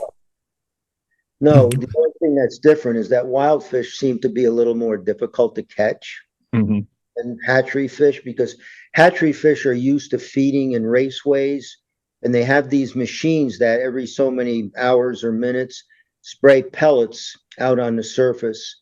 And so hatchery fish become tuned to feeding at the surface. So I think you're more likely to catch them easily or on a floating dry fly than you might catch a wild fish, because they start feeding as babies and fingerlings on the bottom or on the sides of the stream on aquatic insects near the river bottom. And as they grow up, they start to feed near the surface. But a lot of the feeding of wild trout, about 80 to 90%, is subsurface, where hatchery fish always feed at the surface. Gotcha. I've made some analogies with some friends of mine. I said, do you think that hatchery fish are better dry fly fish than wild fish? And he agreed with me because of the way they're raised. Yeah. It's kind of like Pavlov's dogs. Yeah, I think you're right. Yeah. Huh. React to the stimuli that's around them. Gotcha. So I know Stasha's got some questions here. I do. So I know there's hatcheries. There's hatcheries along the Beaverville and such like that. Is there hatcheries, like multiple hatcheries on every river basin that you know of so far? Not on the rivers. They're in places where they find good water sources. The Catskill hatchery is way up. I don't even know the name of the road. It's way up it's outside Livingston Manor, up into the Catskills along Mongauk Creek. And there's not hatcheries on major rivers. Mostly they're wherever they've got good cold spring water that have constant temperatures, because they don't want temperatures that are changing a great deal in the summertime, because water temperature has a significant impact on trout growth. Good temperatures around 55 to 65 degrees. And if it's lower than that, the fish don't feed as well because they're cold-blooded and they react to colder temperatures. And if it gets too warm, then you get into problems with parasites. And if it gets even warmer than that, you can get into mortality issues. plus warmer water, oxygen doesn't stay in warmer water as well as in cold water. So the colder the water, the better the oxygen supply. So those are all factors that these hatchery managers look at to make sure that they've got the right locations. And New York's had trout hatcheries for 100 years or more. Yeah. And so the more up, kind of further up to the spring area of the rivers is where you'll see the hatcheries. Yeah, wherever it may not be a spring, but it's got to be a good cold water source, and a lot of. I know that there's up to Beaverkill. There's one way far up there, up on the Beaverkill Road. That's a private hatchery. That's the Beaverkill Trout Hatchery. Yeah, I've gotten a hold of that lady. She hasn't gotten a hold of me back. She said, "Yeah, I'll do something with you," but nothing further. So I'm curious. If you have any connections, let me know. I don't with them. I don't. Somebody. This is a side. Somebody sent me an email about I don't know, 6 weeks ago. They said they caught a tiger trout. A tiger trout is a cross between a brook trout and a brown trout. And I found one in the wild once in a river down in Putnam County. And it was a real hybrid cross between that. Then I found out that all of a sudden the Beaverkill Trout Hatchery is producing these things. And the Beaverkill Inn is stocking them in the Beaverkill up on its property, and or people are catching them. It's it's a promotional thing that we've got tiger trout now at the Beaverkill, so it's what it is. Wow, that's really is that regulated by the DEC? Do you know? You mean as far as the crossing? No, they have to have a permit to run a trout hatchery, and people that want to stock streams in New York State need a permit to stock from the DEC also, even private waters. So what limitation, if any, is there on genetically modified trout? They're not genetically modified. They don't fool around with the genes to do stuff. They take eggs. What started out with wild fish that they collected at the beginning of the hatchery programs, they take eggs from wild fish, and eventually those fish become more and more domesticated, I guess you could say. But they don't monkey with the genes. What they do is they find out which parents produce the fastest growing, healthiest fish from the survivors from the hatch. But I don't know that they fool around genetically too much with it. They may do some of that, but I don't think they do. I mean, some of these hatchery brood stocks, they're the big mamas and papas. They've been using some of those fish for several years. I mean, I didn't realize it myself, even though I'm a biologist. Brown trout can live like 10 or 11 years. I thought they would live like 5 or 6 in the wild, but I heard people collect fish that have been tagged that are much older than that.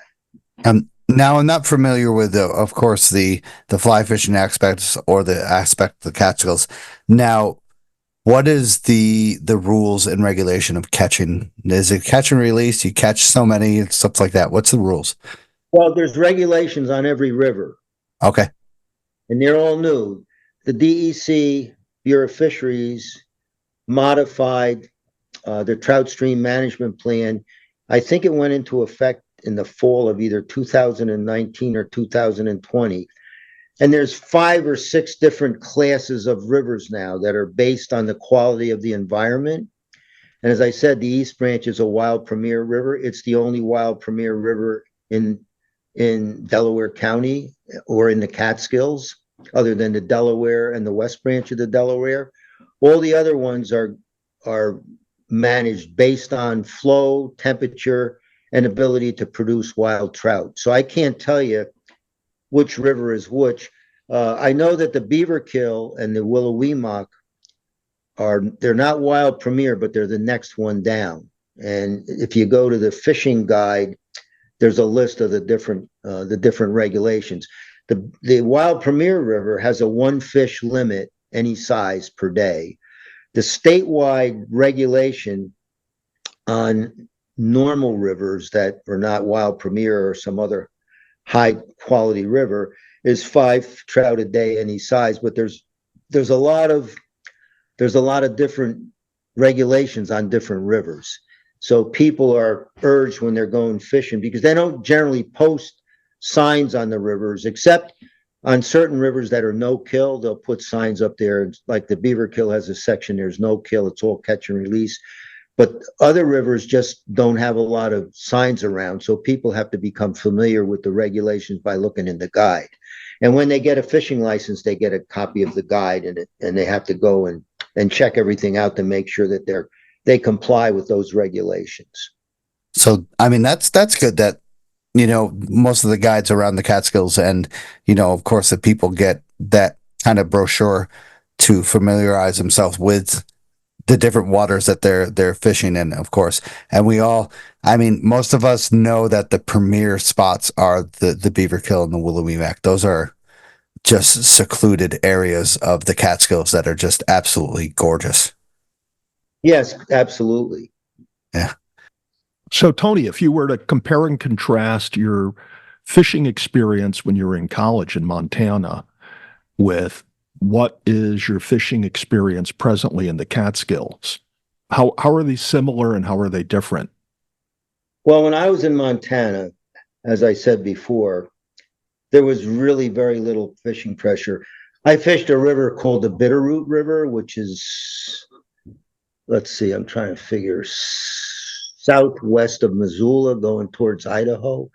I saw one fisherman there all summer where I fished. If you went there today, there would be guide boats on that river early in the season when the flows were up every day.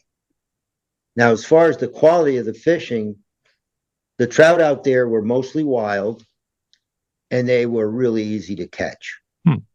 Really easy comparatively. I mean, you could go out and catch a limit in an hour. And these were wild fish, and they were decent fish. They weren't 9 inches. A lot of them were 16, 18-inch trout. In the East, there's plenty of big fish. They're not as easy to catch. They're just not. And I think I don't like to give trout credit as becoming sophisticated, and they see this kind of fly, so they learn to know flies and stuff. But they do seem to evolve to become harder to catch. I don't know whether it's because they get cast over by so many more fishermen, but even in Montana, I was out there a couple times in 2001 and 2002, and the fish out there they're still easier than here. And I'm guessing if you go certain places that are off the beaten track, you can probably catch a lot of fish quite easily. But the Madison River and the Bitterroot and the Clark Fork and the other rivers, it's not easy to catch fish anymore like it used to be. I mean, it was like catching bluegills when I was there. So if I was a fly fisherman somewhere in the southern U.S. and I was thinking of heading north to Montana or to the Catskills, where would you direct me? It depends on the season. If it was early in the season, late April, preferably May and June.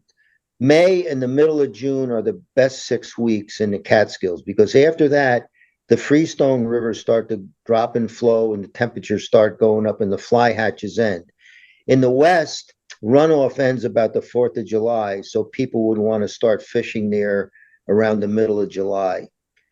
So it depends on the season and how much money you want to spend and all that kind of stuff. But that's it. It depends on the season, I believe. I would come east in May and June, and I would go west in the middle of July and August. And then it's like that's their main season when the fly hatches occur out west. And our fly hatch season runs from about the end of April till about the end of June. So you can go, I think some people do it. They fish here in the east and then they go west and fish out there when the fishing is better. The rivers are crowded now. And a lot of people go to West Yellowstone, which is just outside of Yellowstone Park. And the rivers out there, you can't get a room out there in trout season to rent. Of course. You can't get a room out here in the Catskills either. Well, early in the season, you're probably right.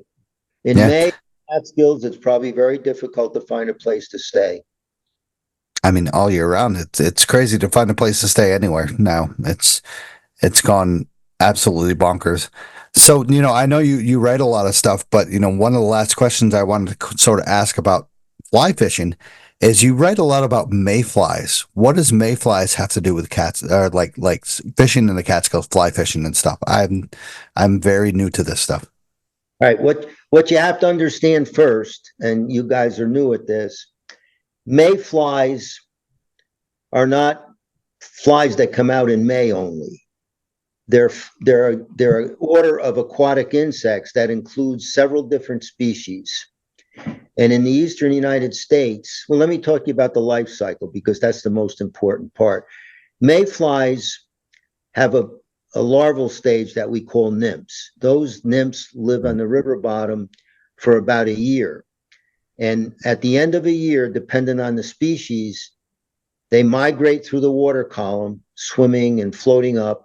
And on the way up, the nymph case cracks and an adult fly pops out. That fly has to ride on the surface for a little while so the wings can dry. So that means that they're vulnerable to feeding trout. Those mayflies are called duns. There's another phase to this. The duns fly off into the vegetation, the ones that escape the birds and the feeding trout, and they undergo another molt where they become what is called a spinner. That's the reproductive phase. And the whole key about mayflies is that when God created them, he was thinking of trout fishermen because the duns float on the surface, depending on the temperature. If it's a cold, wet day, they may float for minutes or who knows how long. So they sit there and the fish pick them off. So mayflies, that's what it means. In England, there are other flies they call mayflies. I think some people call those biting flies that bite you in April and May and June, black flies. They call them mayflies too, but they're not. So mayflies is a complete order of aquatic insects called Ephemeroptera. And in that order, there's hundreds of different species of those things. They're different in different parts of the world, different species in Montana than in New York and in England. England was the birthplace of dry fly fishing going way back into probably at least the late 1700s. No. And a lot of our fly fishing evolved from that. There was a man named Theodore Gordon that lived up on the Neversink, and he wrote to a man named Frederick Halford over in England, and they exchanged different fly patterns, and our dry fly fishing evolved along the Neversink. So the Catskill Mountains are considered the birthplace of dry fly fishing in America. Wow. Yeah. As hopefully we all know, because you got to admit, the fly fishing is just absolutely amazing here. And it's blown up into crazy proportions now with, of course, social media and such like that. So, yeah, that's really true. Yeah. So now, I chatted a little bit about your writing stuff. So why don't we get into your writing about, your fly fishing, and then you get all sudden into the reservoirs and such like that with your writing. So why don't we chat about your writings about the Catskills and fly fishing and the reservoirs and stuff? Where do you do this stuff? Where do I do the writing? Yeah. I do it right on my little MacBook Air. Okay. Like, who do you do it for? I do it for the River Reporter, and what I've got a book out that I wrote. I think it came out in 2019. It's kind of a cynical book. It's called "What's Wrong with My Fly," and it's a book, not a very big book, but it's got a lot of different information in it that most people that write fly fishing books don't. And one of the things behind it is that when people are dry fly fishing and they cast their fly out maybe 6 or 7 times and a fish doesn't take it, they change their fly because they think it's the fly. And a lot of times it can be, but a lot of times there's other reasons a trout doesn't take it. For example, trouts have a very small window of vision. It's called a cone of vision, and they can't see a lot. And the deeper they are in the river, the wider the cone is. If you can see a trout stay that's a foot under the water, and he's looking to the left and toward the surface, the cone is wider as he's deeper. The closer he gets to the surface, the smaller the cone is. So if you don't have a fly within that cone of vision, he's not taking it because he's not seeing it. And I had a perfect example of that one time years ago. I had a trout rising under a tree and I couldn't catch him. And then I cast on the other side of him and he took it on the first cast. When I landed him, he was blind in one eye because he didn't see the fly when it came by the other side. So that's what I've written about. I've written about some obscure things that I've learned in trout fishing over my life that a lot of people don't know about because they don't have a biology background and they haven't fished as much as I have and all of that kind of stuff. In tradition, fly fishing is based on England. American fly fishing is based on historically on England, its traditions and fly patterns. So fly patterns are a huge part of this. And there's thousands of different fly patterns that people try because they're always modifying and searching for the fly that's going to work all the time, and none of them ever do. But if you go out on opening day, or not opening, but let's say when the first fly hatches are on, like around the end of April, if you talk to 10 fly fishermen and they all caught fish, you'd probably find that they caught fish on a lot of different kinds of flies, even though the fly that hatches is one particular species. So the whole mystique about fly patterns is crazy. And people put so much faith in the fly that they don't worry about if they can cast accurately, if they're getting dragged, if the fish are actually taking flies off the surface, because a lot of times it looks like trout are rising and taking flies, but they're actually taking the nymph just before they emerge to an adult. And you have to be able to pick that up because you can be casting to fish that are not feeding at the surface and be fooled by it. So there's all these little nuances that you have to learn about to make sure you're on the right track. And that's what I tried to point out in that little book. It never sold anything because nobody knows about it and they don't know who I am. So it's what it is. I'm going to take my stories from the River Reporter and I'm going to consolidate them into a Kindle book if I ever get it done. And it's going to be called Ramblings of a Catskill Fly Fisher. And that one might do a little better because I've got a little Sounds good. An audience with the River Reporter. I like that. Now, with your stuff with the River Reporter, this brought you into a little bit more knowledge about the reservoir system, correct? No, I've worked on the reservoirs for years. Oh, okay. The biologist. So I surveyed a lot of the New York City reservoirs, not here in the Catskills, but because I wasn't assigned to them. But in Westchester and Putnam, there's 22 New York City reservoirs of all different sizes and depths. Most all of them have trout populations. Also, most all of them have bass and other warm water fishes like sunnies and perch and crappies and stuff like that. So they're what we call two-story reservoirs where the warm water fish live in a warm water zone and the trout live in the colder zones. And probably 20, 25 years ago, fishermen that were bait fishing these reservoirs started using a little minnow, well, not a minnow, but a little fish called an alewife herring. That's actually a saltwater fish that can live in fresh water. And they started buying them for bait and releasing them into the reservoirs when they were done. Now they're a main food item for the trout in these reservoirs and the bass and other fish.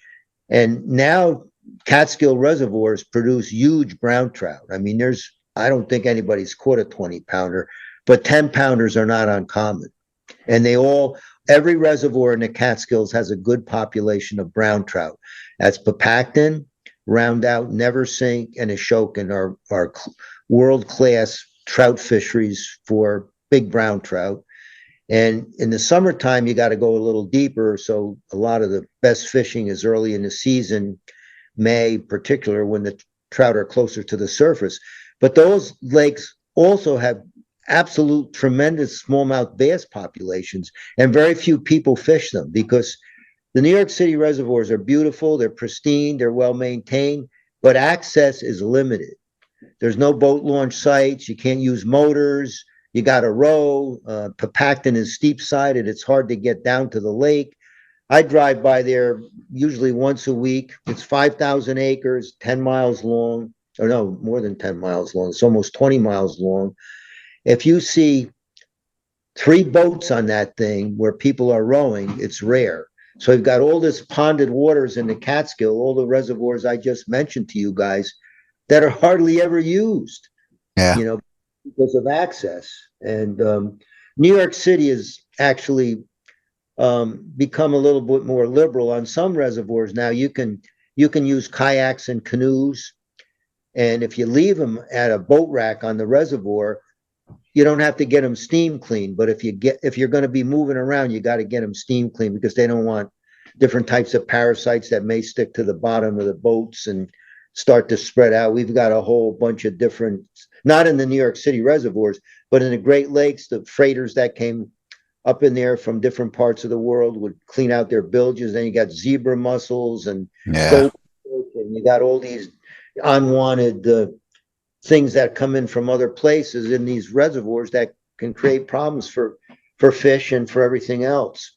On our rivers, getting back to them for just a second, we've got this vegetation called Japanese knotweed. It's all over. Yeah, horrible. Yeah, it's really terrible. You can't get through it. It's like a wall. That's the freaking worst stuff that I have seen along any drives that in the Catskills. It's people are like, it's so beautiful, but I'm like, it's like the worst stuff that you cannot get rid. You can get rid of it, but it takes years upon years.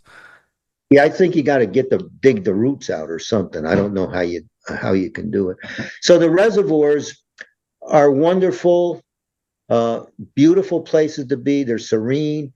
There's no competition on them like the trout streams. There is competition, and it can get a little nasty, because people in my era, when we were younger, if we saw somebody fish in a pool, we wouldn't go over there. But now, because fly fishing is so popular and so competitive, there's conflict sometimes. For example, on the West Branch, there's guide boats, because it's big enough and it's got enough water, where guys are wading and fishing, and then these guide boats will come and park in front of them, and it starts, conflict between fishermen. And the last thing you want to do on your day off when you're trout fishing is get into a hassle with a guide boat or vice versa. So I recommend people go to these reservoirs because they're very peaceful. You can fish from shore, and you can catch beautiful smallmouth bass quite easily. And in the spring of the year and again in the fall, you can catch brown trout from shore using a bobber and a live bait, or you can cast with different kinds of lures. And if you have a boat, you can actually catch these fish on a fly. You can fly fish for reservoir trout, particularly in the spring, because they're near the surface and they're chasing bait fish, and you can cast to them when they're doing that. It's not easy, but it can be done. Yeah. So a trout fish that you catch in a reservoir versus one that you catch in a stream or upriver from the reservoir, does it taste the same, or they taste different? No, they're not. They don't taste the same. River fish I don't actually care for river trout. The bigger one. What was that, Tony? You're like this trout fishing expert extraordinaire, and you don't like the taste of the trout fish? Did I hear that right? Bigger river trout are a little strong, and I don't know what that's all about. For example, and I will tell you this from experience from years ago, the trout in the Delaware River, the main stem river, rainbow trout, you can't eat. Really? Huh. It tastes like algae. I think it has to do with the water quality from Cannonsville Reservoir. They're just a kind of a grassy. You can smoke them. I guess that works, but I've even tried pickling them a couple times and cooking them. The smaller stream trout, the brown trout, are actually pretty good, 9 or 10 inches, but the bigger ones I don't care for. The reservoir fish, on the other hand, are excellent. If you get a 5-pounder, you can bake it, or you can fillet it and grill it or broil it. And it's like buying salmon, because their meat is pink or orange. And I think they're excellent to eat. There's a whole different taste profile with them as compared to stream trout. Now, small stream brook trout in a headwater trout stream, like 8 or 9 inches, pan fried with a little cornmeal and butter, lemon juice, those are excellent too. But I've eaten fair number of East Branch of the Delaware trout, bigger ones, not many, maybe half a dozen. I don't care for them. Yeah. Stosh, Most of us don't kill that many trout. I'd rather have a flounder, to tell you the truth, or something. Oh, yeah. Than Stosh, do you know how I like my trout? I don't know. El Dante. I don't know what that is. Come on, El Dante. It's like, just Pizzeria? lightly- Yeah. Pasta style. So, Okay. all right. Maybe that was a bad joke. We'll edit that out, Tony. No, we'll keep it. We'll keep it. Yeah. Tony. Oh, that hurts. This is a free for all podcast. So Tony, tell us about the legislation that saved almost 200 miles of the Delaware watershed. Yes. I'm going to be precise here because I was deeply involved in this.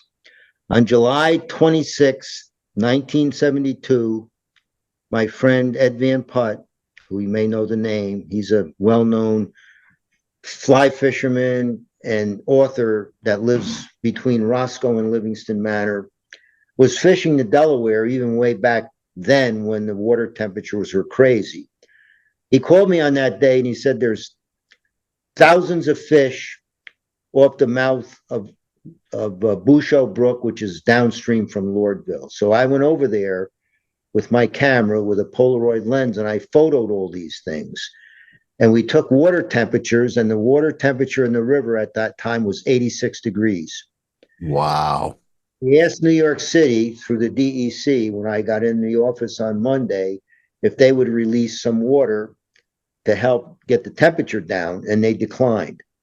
So I made a slide series and I went around to different sportsman organizations and explained to them what was going on, because at that time the releases from Cannonsville and Papacton, because of the original agreements, were so pitiful that there was essentially there was no water coming out of these two reservoirs unless the river master called for water, because there was a formula established by the Supreme Court that in order for the city to build these two reservoirs, Cannonsville and Papacton, if the natural flow was not high enough in the summertime, they had to release enough water to meet a flow target of 1,750 cubic feet per second at Montague. So sometimes they would release water to meet that. But if there was no call from the river master, the Delaware just flowed merrily along with high temperatures and essentially not a lot of water. Mm-hmm. So we went around and we talked to, as I said, sportsman organizations. We got a lot of people involved outside of the DEC. My friend Frank Maley, who was an author from Woodstock, started an outfit called Catskill Waters. We met every month in Roscoe. And over a 5-year period, they're built up a lot of support for this process of getting New York City to change the way it managed the release of water. And there was a guy, you may know the name, I don't know, he's dead now, by the name of Phil Chase, who wrote a column for the Times Herald Record out of Port Jervis or somewhere downriver. I don't know exactly where they were headquartered. But he had a column there every week, and we fed him information. So there was a lot of support. We got politicians involved. We got private citizens involved that had clout with the DEC's executive staff. And in 1975 or 76, there was legislation introduced in the state assembly by Maurice Hinchey, who was assemblyman here for the Conservation Committee. That legislation was passed and signed by the governor in 1976, and it required New York City to release a lot more water. The original release from Papacton was increased from, I think, around 30 up to 70, and Cannonsville, I think I mentioned this before, that release was increased from probably around 35 or 40 up to 350. Years later, a man named Peter Kolazar, who was a professor at Columbia, worked with Friends of the Upper Delaware, and they re-engineered these releases. And now they have a program called the Flexible Flow Management Plan, which provides for releases to be based on rainfall and the amount of storage in the reservoirs. And this is primarily summer stuff, although there are releases in the winter too. But in the summer, Papacton is now 140. The Neversink used to be 50, it's 100. And Cannonsville used to be 350 and it's 500. So that legislation, in conjunction with the flexible flow management plan, has changed the ecology and the environment of the Catskill Delaware reservoirs forever to make them world-class trout fisheries now. And do you have an idea of how much money trout fishing in the Catskills pumps into the Catskill economy? Billions. Nice. So it's been worthwhile for the state and the city to promote trout fishing in the Catskills. Absolutely. I mean, those communities over there, like Downsville and, Roscoe and Stylesville over there on the West Branch, their economy is tourist based, because there's, you don't work for New York City in Downsville or some of those other small Catskill towns. There's not a lot of work around there. I mean, there's no industry. If you get up around Delhi maybe or Oneonta, but in the heart of the Catskills, in the circle, there's a guy named Cecil Hecox that wrote a book called The Charm Circle, and that's Roscoe, Colchester, East Branch, and maybe even Hancock. Those are the key trout fishing areas in the Catskill, maybe Stylesville. Those economies are tourist economies, and a lot of it's fishing the Delaware. It supports the guides and the guide boats and, all of that. And the fly shops, that's all fishing related stuff. Yeah. So speaking of the Catskill fishing tourism industry, is it true that Babe Ruth once went fly fishing in the Catskills? Yes. Yeah. He wasn't that good of a baseball player, by the way. Yeah, there was a guy on the Esopus, and I'm trying to think of his name. He was a famous fly tyer up there, Ray Smith. He tied flies and sold flies, and he also guided on the Esopus, and Babe Ruth was one of his guys that he guided there. And that goes probably back in the, I don't know, maybe the 40s or 30s or something like that. And the Esopus is an enigma. I don't know if you want to get into that game, but... Yeah.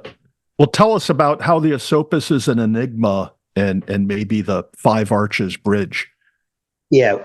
What happened in the Esopus was a freestone river without any augmentation by anything as far as man-made flow introduction.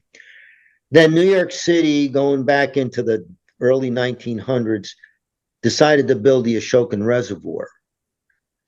When they built it, they made it with two basins, an upper basin and a lower basin. I think that reservoir may be the biggest of all. I'm not sure the acreage, but it's really pretty big. So as part of that, they also built a reservoir up in Greene County called Schoharie Reservoir.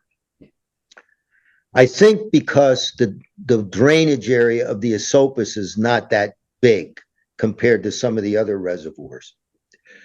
So they built Schoharie, and they hooked Schoharie up to the Esopus Creek via a tunnel called the Shandaken Tunnel. So the Schoharie receives water from its watershed. It fills up, and in the summertime or when they need water in the Ashokan, they open the portal, the Shandaken Tunnel. That water goes down the Esopus into the Ashokan Reservoir. Problem: the Schoharie watershed is full of this colloidal red clay. Yeah. Big storms, the banks are exposed, and that clay goes into the Schoharie Reservoir, and then it goes down the tunnel, and it goes into the Ashokan. So the Ashokan Reservoir's upper basin is essentially a settling basin. It was designed that way because when the engineers designed the Ashokan Reservoir, they realized that this siltation problem in the Schoharie was going to be an issue. So the Esopus, as far as the trout fishery, depends on the release of that water from the Schoharie. And when this last Hurricane Debbie hit up here, the Schoharie Reservoir got completely brown. And that water is pumped down into the Ashokan through the tunnel into the Esopus. So the Esopus, a lot of times when there's a lot of rain around, runs brown, dirty, and it stays that way for days or sometimes weeks.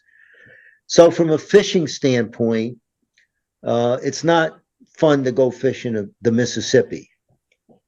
Fly fishermen like Yeah. clean, pure, cold water, not muddy water. But without that release, even though it's muddy, it's still cold. So it does support the trout fishery. So that's the enigma part of it. Without the release from the Schoharie, the Esopus would be just another dry, warm, freestone seasonal trout stream. Now it's been they stopped stocking it because it's got a wild population of excellent rainbow trout and brown trout, so it's no longer stocked. They used to receive up to about 30,000 trout a year. So now it's a wild fishery. It's not wild premier, it's the next one down, wild whatever, I don't know the actual name. So that's the enigma of the Esopus. And it's got a famous history because years ago, and there is still some of it going on, the rainbow trout also live in the upper basin of the reservoir. And they migrate up into the Esopus in the spring, unlike browns, which spawn in the fall, and spawn up there. And there's some pretty sizable ones. I had some pictures. A guy sent me this last, I think, May, of some 5 and 6 pound rainbows that they were catching up in the Esopus that had migrated up into the river from the reservoir to spawn.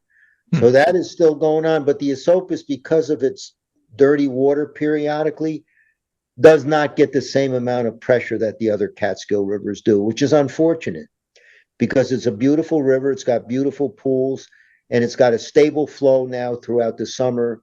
It's just the dirty water that puts people off. There are people that fish it anyway and they catch fish, but the dry fly fishing is not as good as the other rivers because the hatches are not as good because of the muddy water. Some of the mayfly populations and other aquatic insects are impacted by that dirty water. Does that the Schoharie, kind of the Shandaken Tunnel and stuff, does that have to do with the Blenheim Gilboa like pumped storage power project? No, it's separate. Oh, it is. So what's that? That's all man-made. Oh, that's run by the New York Power Authority.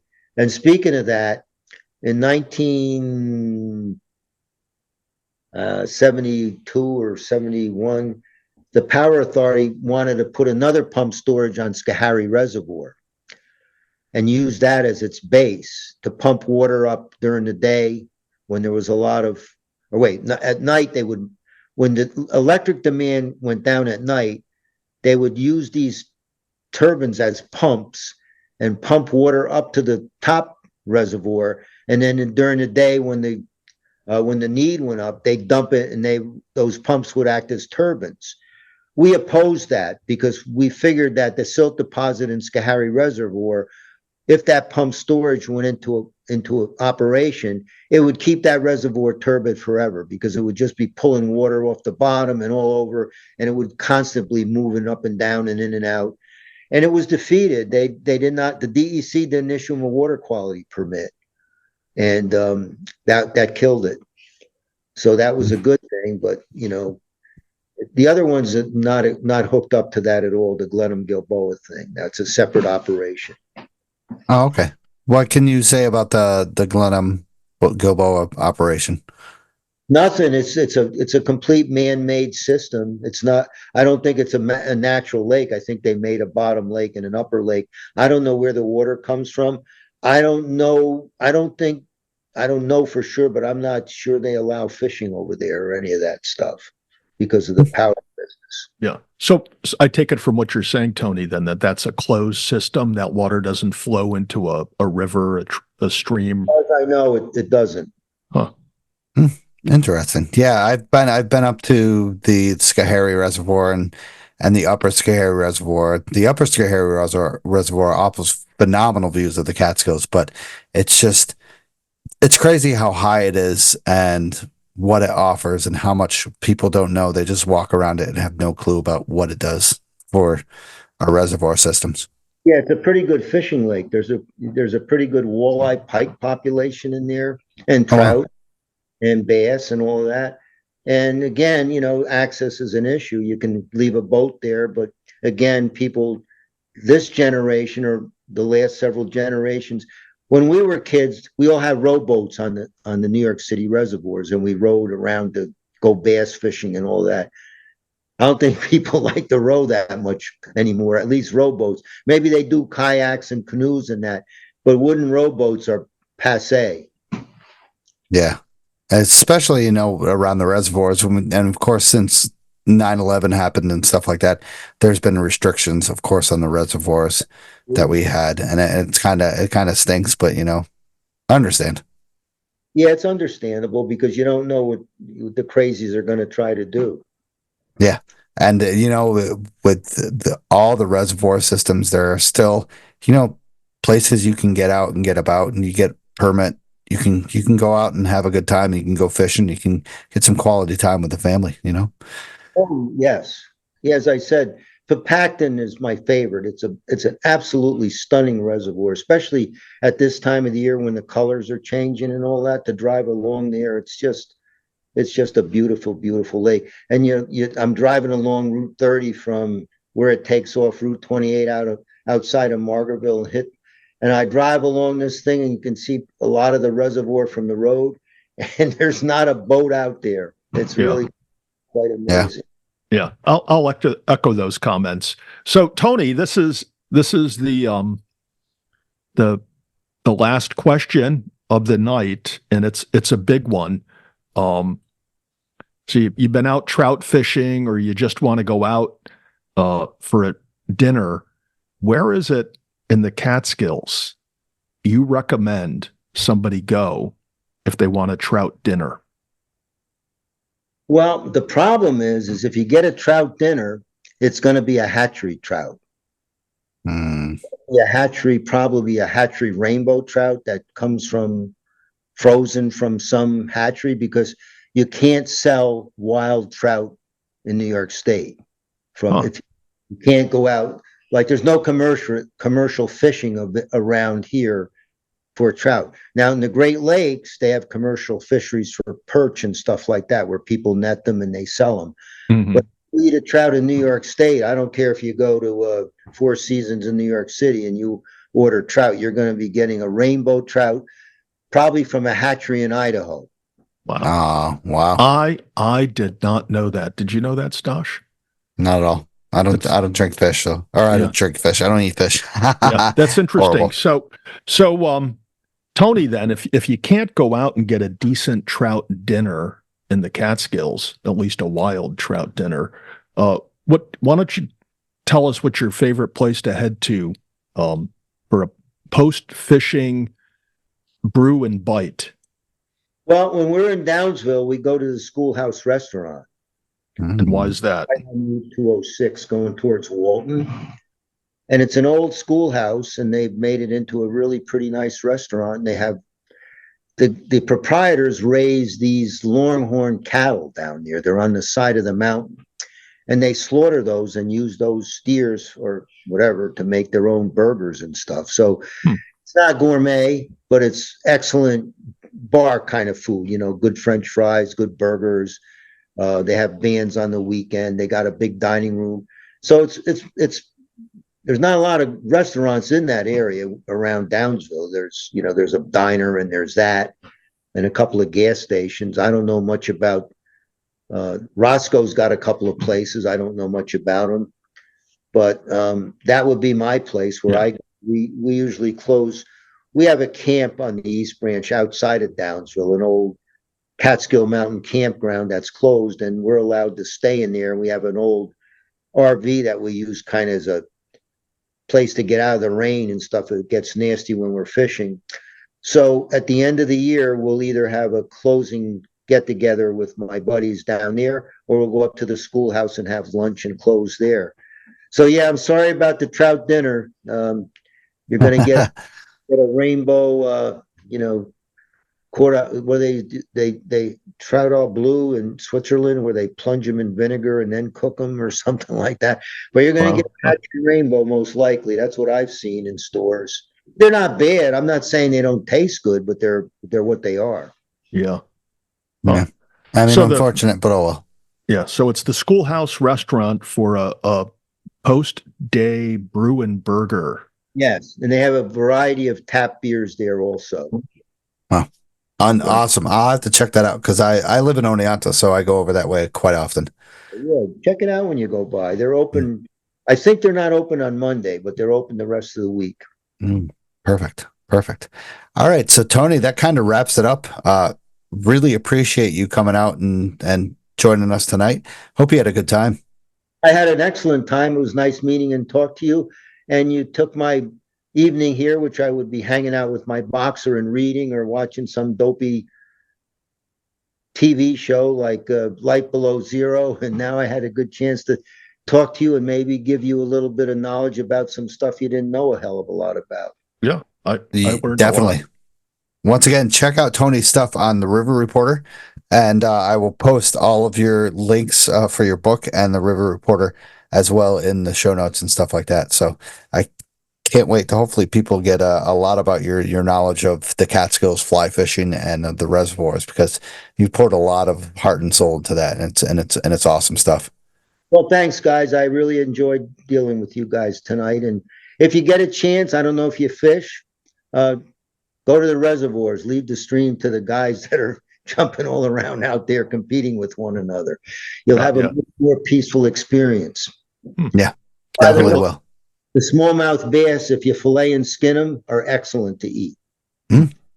Interesting. I'll have to try that sometime. I'll have to try fishing sometime. All right. Well, thanks, Tony. All right. Yeah. Night. Thanks again. All right. Have a good night, Tony, and we'll talk to you later. Okay, I'm here. Be All good. Right. Bye.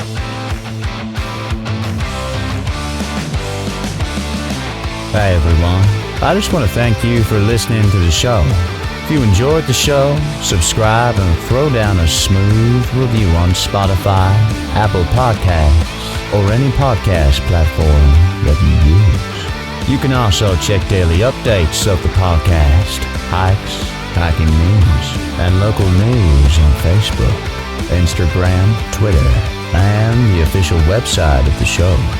Remember this, you gotta just keep on living in the Catskills, man. Livin. Wicked.